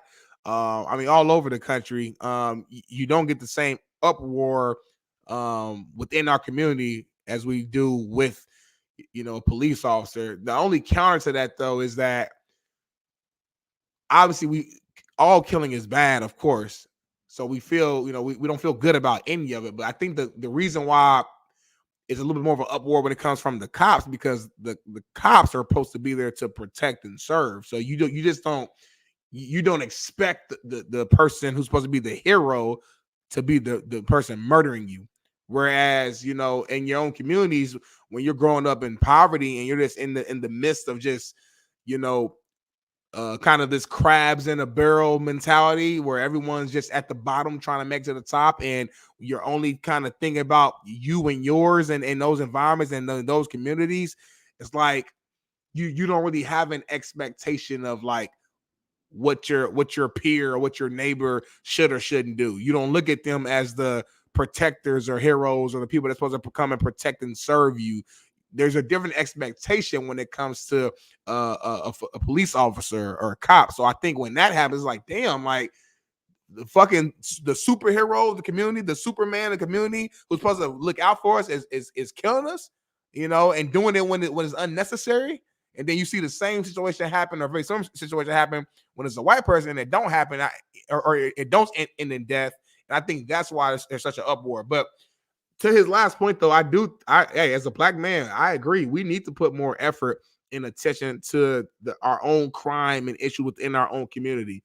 And I can't remember the host's name. I'm having a brain fart, but the host started to slowly, allude to it. There's so much that goes into the why behind this, though.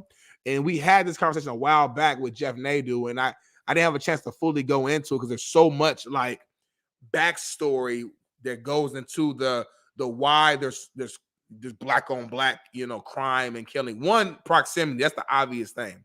But beyond that is the fact that unfortunately a lot of us grow up in these poor, shitty environments where you feel like mentally that there's no way out. Even though that's not true, you feel that way. And why do I know that? Because I grew up in those environments. I had a lot of close friends in those exact environments where some of them right now are in jail. I have teammates in high school who got killed and died because they didn't make it. They didn't make it out. And I have sympathy for them because I don't look at myself as better than nobody else. I look at myself as being blessed to get a scholarship to go to college, number one. Number two, after I got that, being blessed to get an opportunity to come out to LA, and then me maximizing those opportunities. I think there's 1,000 other cats that grew up like me in the hood that have given the right opportunities would be in a different predicament right now than what they're in right now. So I personally have a little bit of sympathy only because I grew up in those environments. And the thing is, when you grow up in those environments, I think JB can attest to this to an extent as well. Man, it's like, again, it's like kill or be killed. It's like I have to take care of me and my family, and I can't really care about the next person more than I care about myself right now, because it's like each day you're trying to fucking eat and make it, and it's really that much of a struggle. And you could say that, well, you guys put yourself in that struggle. Okay, there's some things that we can definitely be accountable for. Like, there's certain decisions that we do in our own community that I'm like, come on, man, that's just ignorant, that's stupid. Like, why'd you do that?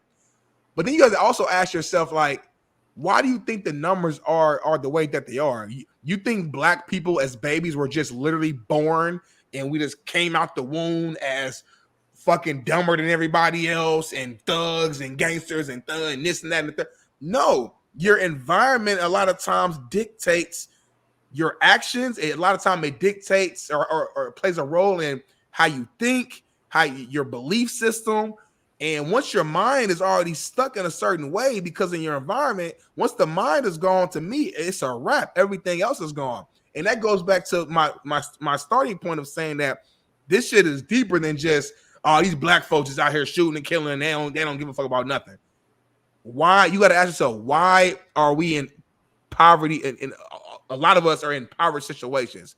Why don't we own anything?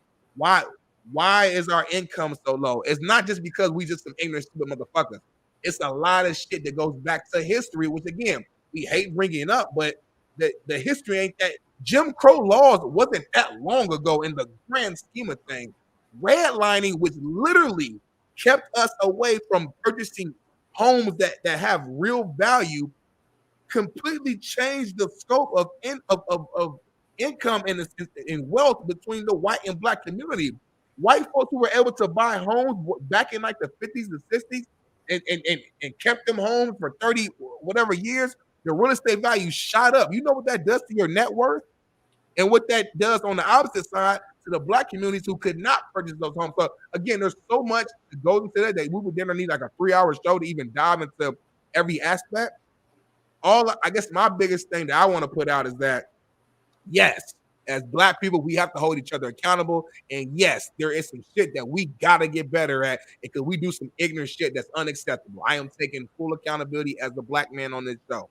But at the same time, do not be ignorant and not do your research and understand some of the why in which we are put in these positions to take on some of these actions. That's all I'm going to say. Here, and this is a real question. This is something I'm never going to be able to live in. But I want to ask a question because me and my homies have this discussion.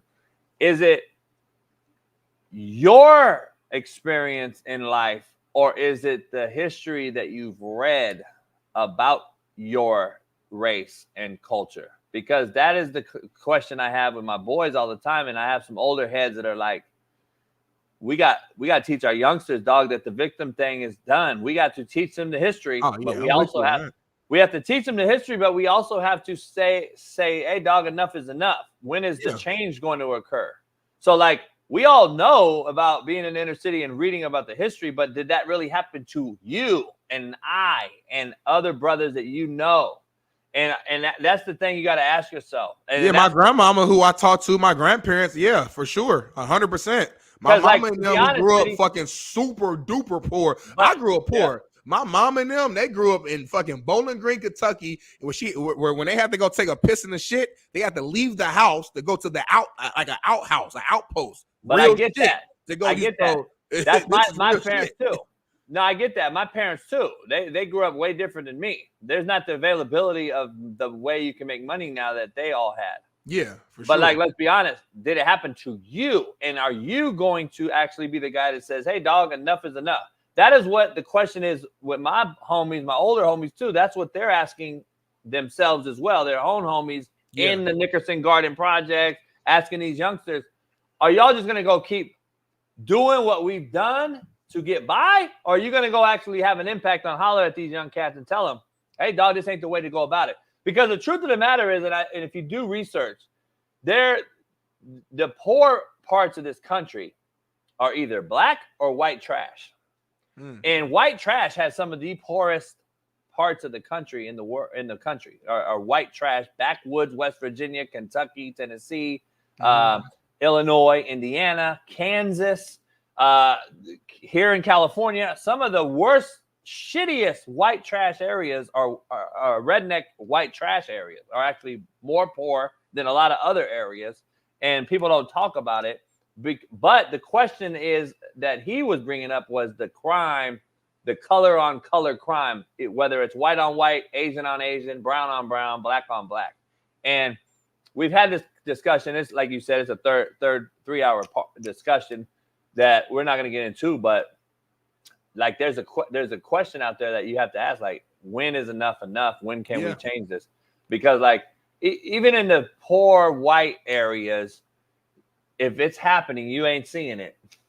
Like you ain't seeing the white on white rednecks killing each other. They're actually got a bunch of why guns. is that, JB? No, they got actually a bunch of guns though, waiting on some motherfuckers to come in a spot. Right. Like whether it's a foreign alien or if it's a outside person, they don't know. But you just touched on a point. You said even if they are doing it, we're not seeing it. What like don't you think propaganda is a real thing and narrative and story is a real thing, JB? Because like if you look at the numbers, white proximity is like it's not just proximity, because at the end of the day you got to take accountability for your actions.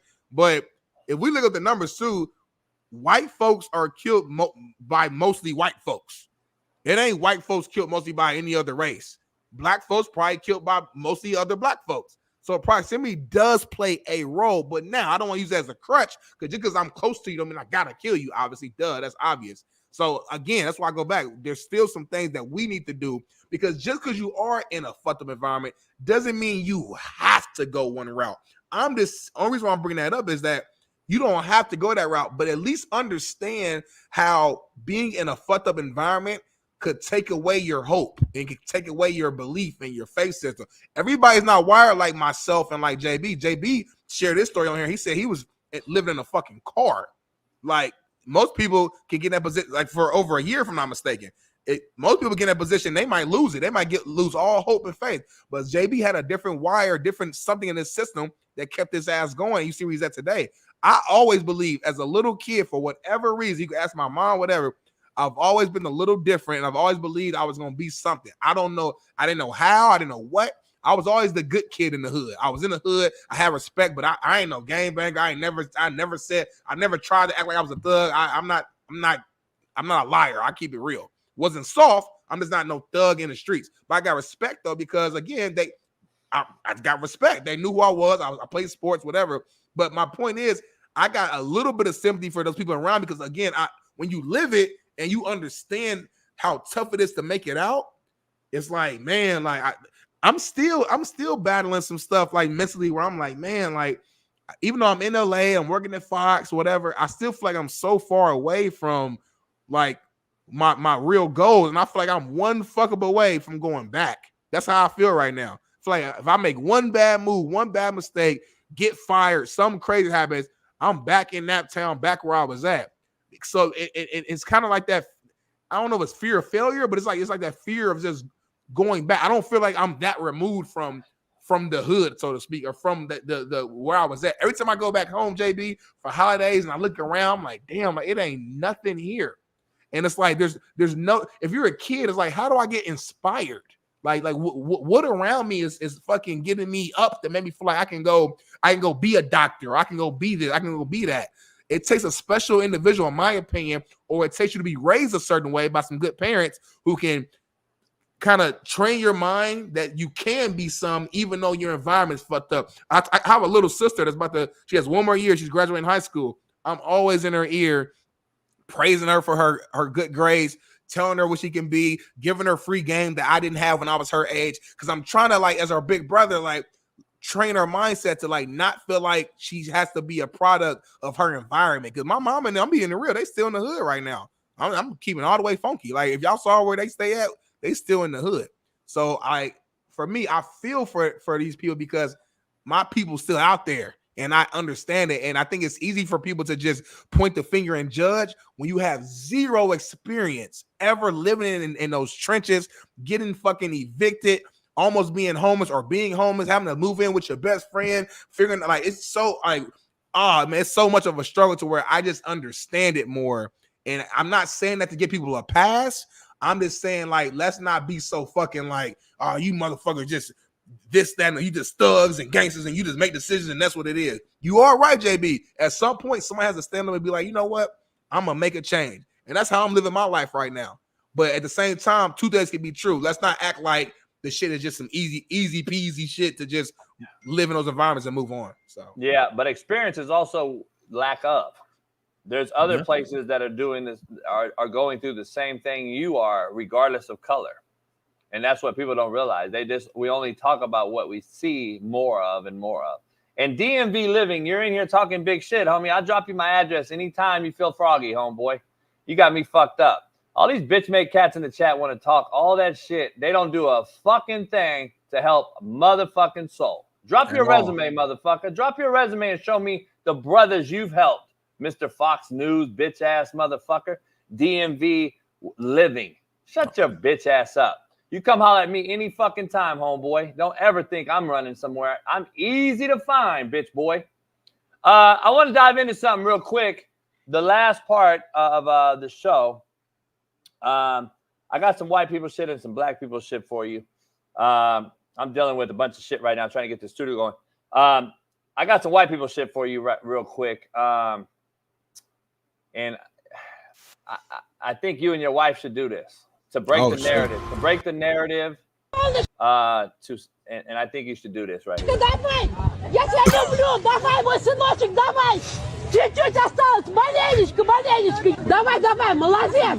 Умничка, снимай! Давай! Можно на секундочку? Can you guys do this? Can you and your wife do that? I know where it is. What you think? I mean, before I answer, what do you honestly in your soul? Break the narrative, homie. Like, you got to get out your comfort zone. You got to be comfortable being uncomfortable. I wouldn't do this with your body. If you attach your body to my brain and my head, I wouldn't do this. Are you out of your mind? Are you out of my mind?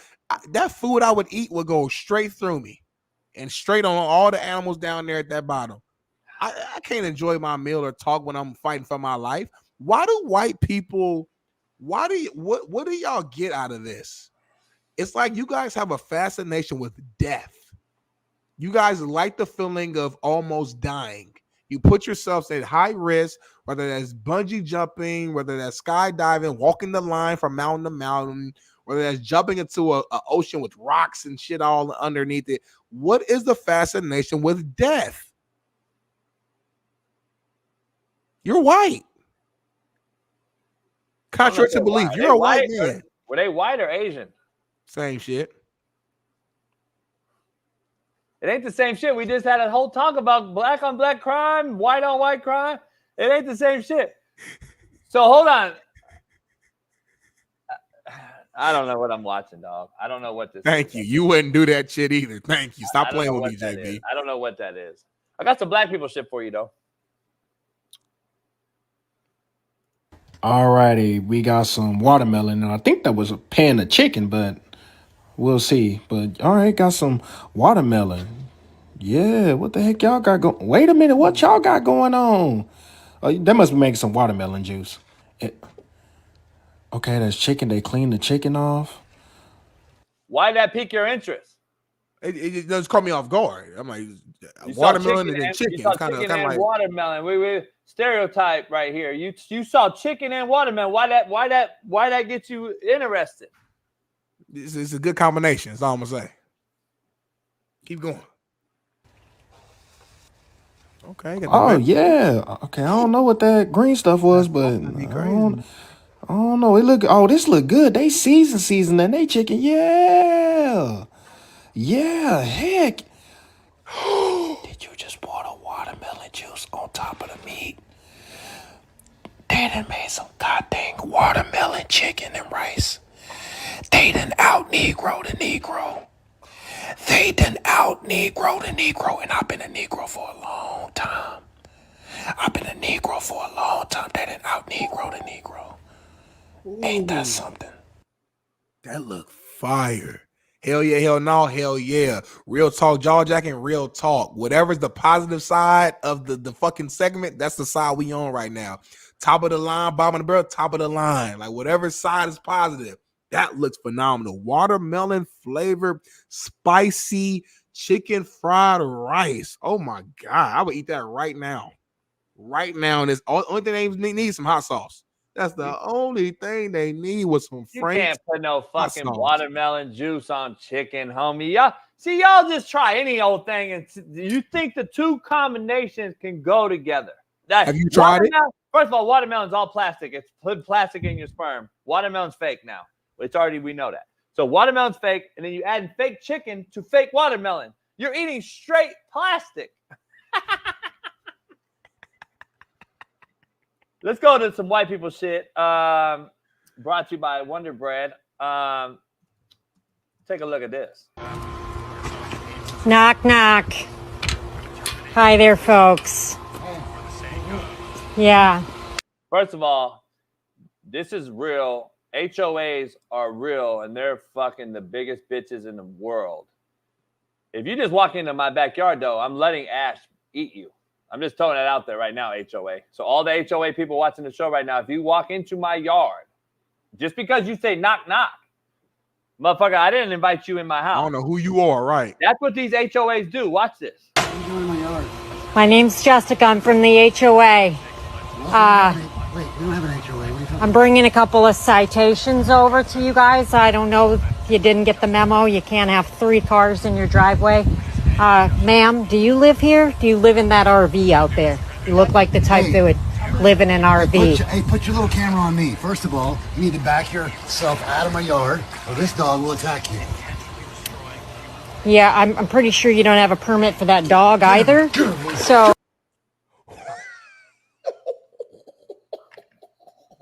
What you think happened next, JB? I don't know. That dog wasn't going to attack nobody, though. That dog looked too soft and nice, yeah. But I don't know. When he said get her, the dog did start to get excited, though. I don't know. I wish a motherfucker would walk in my backyard. But listen, the thing about your house, Ash and Callie, like, she's not even getting that far. Like, Ash is already on her. So, they're already at the gate. Yeah, like, soon as they They're smell not her. sitting there waking it. They're not sitting there. Yeah. All right, let's change this. Let's watch some black people shit real quick to end we got one of each left here. Let's do it.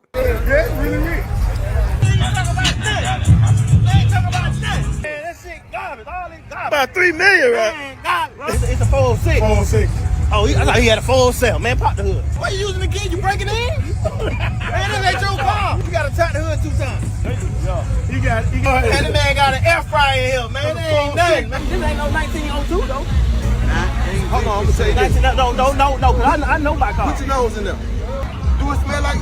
Smell like cabinet. It's not about smelling the inside. It's about smelling the spark plug. What year the spark plug is? I don't know what year the spark plug is. I need to see a hood and stuff, man. What you think? That shit on me dry, goddamn it. Pop the hood. Pop the hood, then.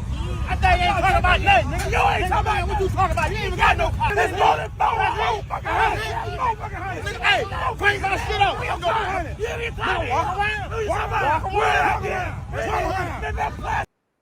That's Smitty in Indy in that town. The thing I love about us black folks, though, like every conversation we have, it looked like we arguing. Like if you you just not used to how we talk, and you just on the outside looking in, you would look at that like, oh my gosh, they're aggressive, they're arguing, they're this and that.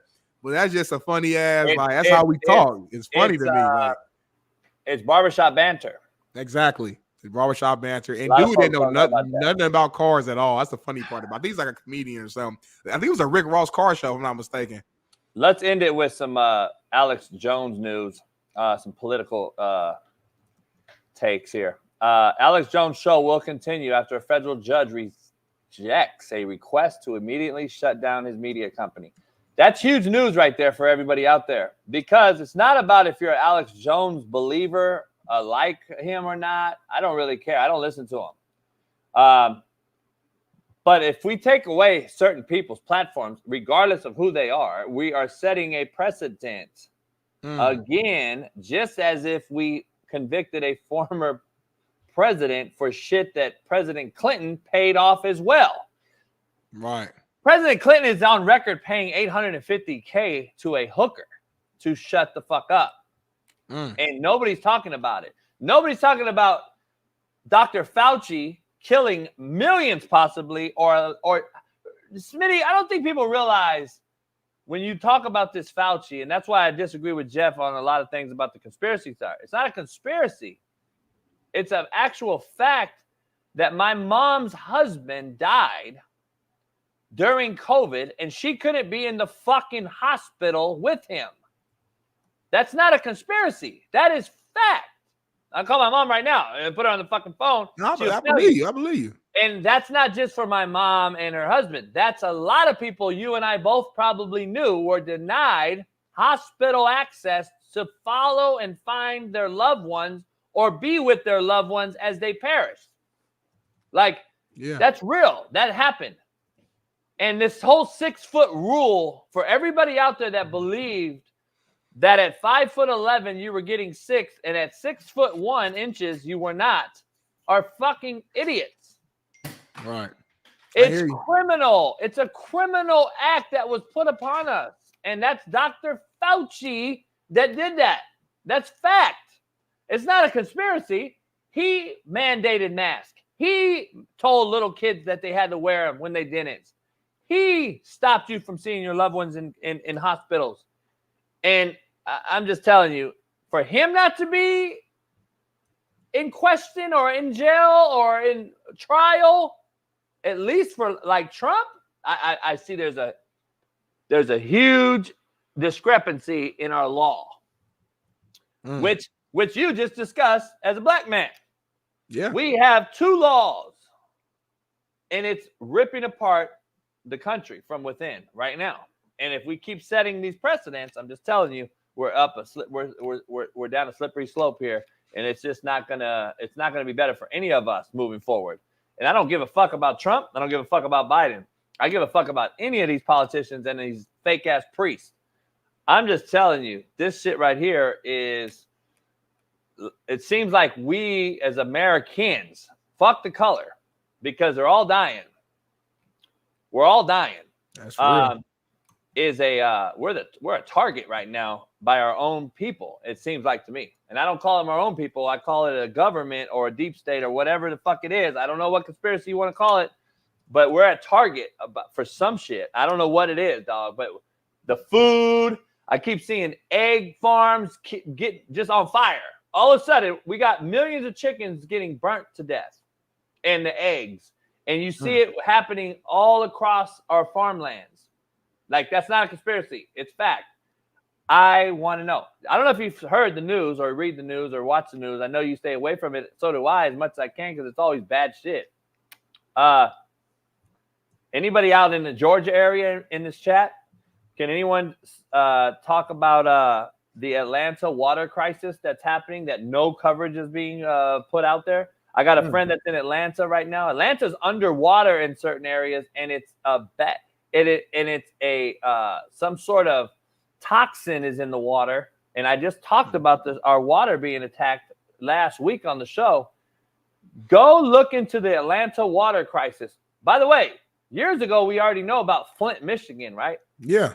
Well, we don't want to talk. Nobody want to talk about that as a conspiracy. But Atlanta has a similar situation happening right now, and no one wants to talk about it. I haven't heard anybody talk about it.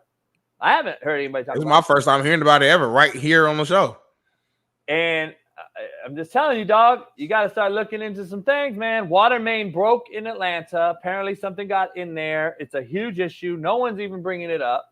Population control? Is that what you're trying to? Is that what you're alluding to? I don't know. My brother mentioned that years ago when COVID happened.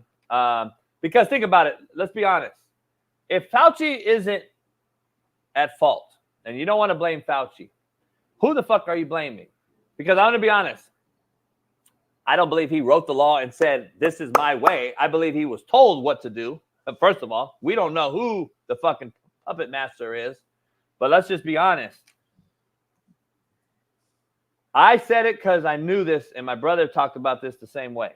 Think about it. When we were young, you had to be what to go to school? Vaccinated. All of us had to be. Elementary, middle school, high school. Had to have your vaccines, right? Yep. Okay. It made perfect sense for all people attending school, which is the largest population in the country, at one foul swoop, had to get that shot to go back to school, correct? Yeah. You just populated, you just injected a greater population of the country, and now we don't know what's going to happen with those kids. We don't know what's happening. We've seen all the conspiracies about people dying and all this other shit. I'm just telling you, you vaccinate a large population at one time, which is schools, just like we used to be back in the day for smallpox. We had to have all our shit to go to school. There was a that's fact that we did that at one time. It's funny how we stopped school to do it. Remember, we stopped school. Remember? No school. Yeah. During COVID, we stopped school. And then all of a sudden to go back. That was the design. Go back to school. You had to get the thing. So I'm just telling you, dog. You should talk to. Listen, I'm gonna be open and honest. I got the vaccines late. I got it late. I was real skeptical. I didn't want to get it. If I'm being honest with y'all, I know you didn't, and you were forced to. Basically forced. Me and my wife. My wife's a nurse, so she literally it was either get it or quit. Exactly. That's what I'm saying. Now mine wasn't so direct, but my job was basically put like this. They were making it very uncomfortable if you didn't get it. Put like that. Put like that. Dog, every teacher had to also. Yeah. Now I didn't get no booster. I got the one shit, and that was I didn't get nothing else. I just got the one shit, and that was it. I didn't get nothing else on top of it. You know. So I don't know. I to this day I question. I'm like, fuck. I should have just figured something out. But think about it though. Think about it. You don't appreciate that to this day. That you were forced to do something in America. In America, the home of the brave, land of the free, home of the brave. You don't appreciate that. Yep. Especially because listen, I got COVID and I was cool. By the way, I got it too, and you know what? I still can't smell, homie. I did. I lost my taste buds. I lost my taste and my smell for 3.5 days. It was the weirdest shit ever. I have never got my smell back. To this day, 4 years later, I have yet to get my smell back. Really? So you tell me. Listen, we'll end it like this because I'm going to be honest with you. It pisses me off, and that is one issue I have. This is this administration. Regardless of who you want to blame and all that, it's still this administration. The old guy that everyone hates or loves now was against it. That's the fact. He wasn't against it. He wasn't with the mandate. The fact of the matter is, homie, my mom's a doctor, been a doctor and nurse her whole life. And she understands viruses, the difference between bacteria and virus. There's never been in this world a virus that was created from natural happenings that made you lose your fucking taste and smell, homie. Never. There's not one. It's not legitimate. Go look it up. Go do some actual deep dive research. There is no such thing. And when my mom called me crying one day when her husband died and said, this isn't right. This is man-made. There is no such thing as a virus where you lose your fucking smell and taste, homie. This was a created disease. And let's just keep it real. For whatever reason you want to call it, polio, all the different things we've gone through in this world. Never lost your smell or your taste, dog. I didn't even get sick, Smitty. This is how I know it's bullshit. I don't get sick, knock on wood. I have been sick maybe one time in 30 years. Like really like flu, down, nasty, in bed. I don't get sick. God bless me. I don't know. Yeah. Very strong immune system. I didn't get sick during COVID. I lost my smell and my taste and my voice. I never got sick. Never got a fever. Never got sick. I lost my voice, my smell, and my taste.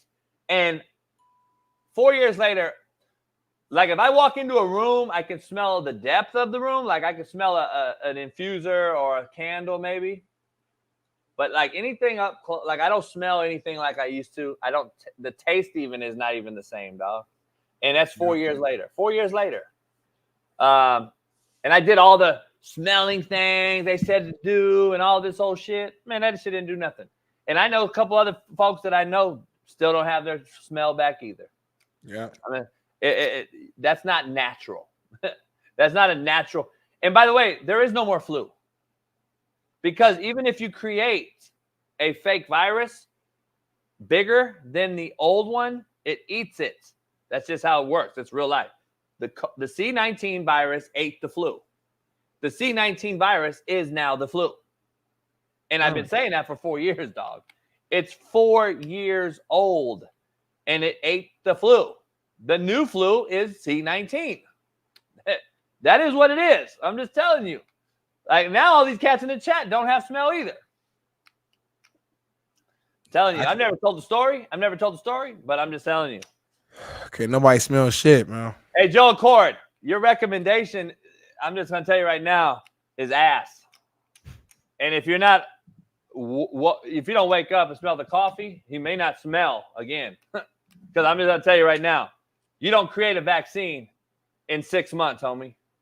And if you know anything about vaccines and medicine, then you know it's an impossibility to create a new vaccine in 6 months and go through the trials and go through all the logistics and go through all the trials and testing on pigs and mice and rats and all the things we have to do. And you come out 6 months later and approve it with 3 major corporations, Moderna, Johnson & Johnson, and you think that wasn't a design. And all of a sudden, we have a horrible pandemic, Smitty. But guess what? You know what, man? We actually had the vaccine sitting here waiting for you. What? That vaccine would have taken years to create if it was legit. They threw it on us right away. Get the fuck out of here, man. It's 4 years minimum to create something from scratch. Like, you're not just coming out 6 months later and say, here, we got it. Now you guys can go back to school. Come on, man. You guys got to start thinking outside the box too. I'm not going to push conspiracies, but I'm definitely not going to just believe every fucking thing you tell me. I'm just going to throw it out there. You can take however way you want to take it, but I'm just saying it's definitely something. And I'm fucking hot because I still don't have my smell, and I feel like my freedoms was snatched from my motherfucking ass, and I didn't take that. I didn't take it. Right. And Steve Kim didn't take it, and E-Dub didn't take it, and some other guys. But listen, I did a show, and I did a show.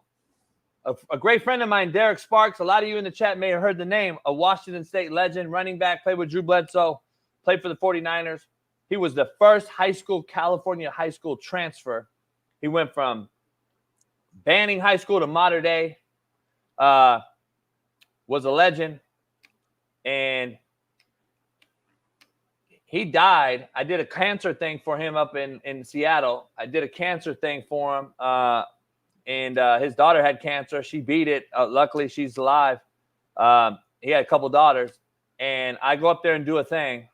And, dog, 2 months later, he gets that jab. 2 months later, motherfucker's dead, homie. My age. Well, he's a little older. He's 50. This was 2 years ago. Right. Right after he took it. Now, you can take the conspiracy and all that shit and talk about all that, but this is a perfectly healthy dude who played in the NFL, played major college football, athlete, in shape, and all of a sudden you take it because you were mandated to take it because he was a big camp hoster and he was coaching D2 ball up there, and they made him do it at the college. Fucking 2 months later, died, dog. There's no history of nothing. I get pissed off because the counter to that will be that, well, a lot of people have taken it and they're fine, you know. So it's like, all right, either this thing kills you or it don't. You know what I'm saying? So that's the only, because, like, you know, that's what people in the chat saying. I took it and I'm fine. Obviously, I took it, and knock on wood, so far I've been fine. People in my family, my grandma, people have taken, and they're good. They're fine. So it's like, I don't know. Like, yeah, I guess we'll never for real know for sure. You know what I'm saying? But to your point, to me, it comes down to just the freedom of, like, we should have been able to make an actual choice. And people can say, well, you had a choice, kind of, but everybody didn't, depending what your job and your career was. And then, like, the fact that literally all the freedoms were taken away. That's why I was the guy. I was never going, like, if you said you didn't take it, cool. If you said you did take it, cool. I was never the guy pushing anybody to do one or the other. My beef was with the people that was making it seem like if you didn't take it, you was an asshole and you were putting us at risk. I was like, hold on. I said, even if you do take the vaccine, it doesn't stop you from getting it. They're just saying that if you get the vaccine, it won't affect you to the level that it will affect you if you didn't have it, if you got COVID. It has nothing to do with transmission. So when everybody was saying you're being selfish by not getting it, that made no sense to me, because it's like, bro, you can still get it whether I get the vaccine or not. It has nothing to do with you. So like that was my whole beef with the whole situation. Me too. I didn't care either. I didn't care either. But I have to address Joe Accord in the chat. You're wrong. You're wrong about the CDC recommended it. You're wrong. You need to do better research, homie. Because in January, long before the first C-19, these were available. Just so we're clear, Fauci at the NIH, if you don't know what that is, it's the National Institute of Allergy and Infectious Disease, already recommended it to the CDC. So just so we're clear, there's a very, very big gap between when he recommended it and when the CDC said, let's do it. So go do your research and holler back at me. Just FYI. Throw that out there. You need to do better research. You drop a lot of shit in the chat, homie. Just tell us about fucking tornadoes and shit. I got this one. We'll be back tomorrow for Work Boot Wednesday.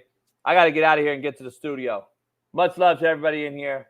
Pound the like, subscribe, become a member. I ain't got my fucking smell back, Joe. Fuck them motherfuckers. Peace. Issues get pressed so fast it don't get sacked like bags and baggage. Smitty and Jason Brown killed the ass a rap. We what the game's been missing.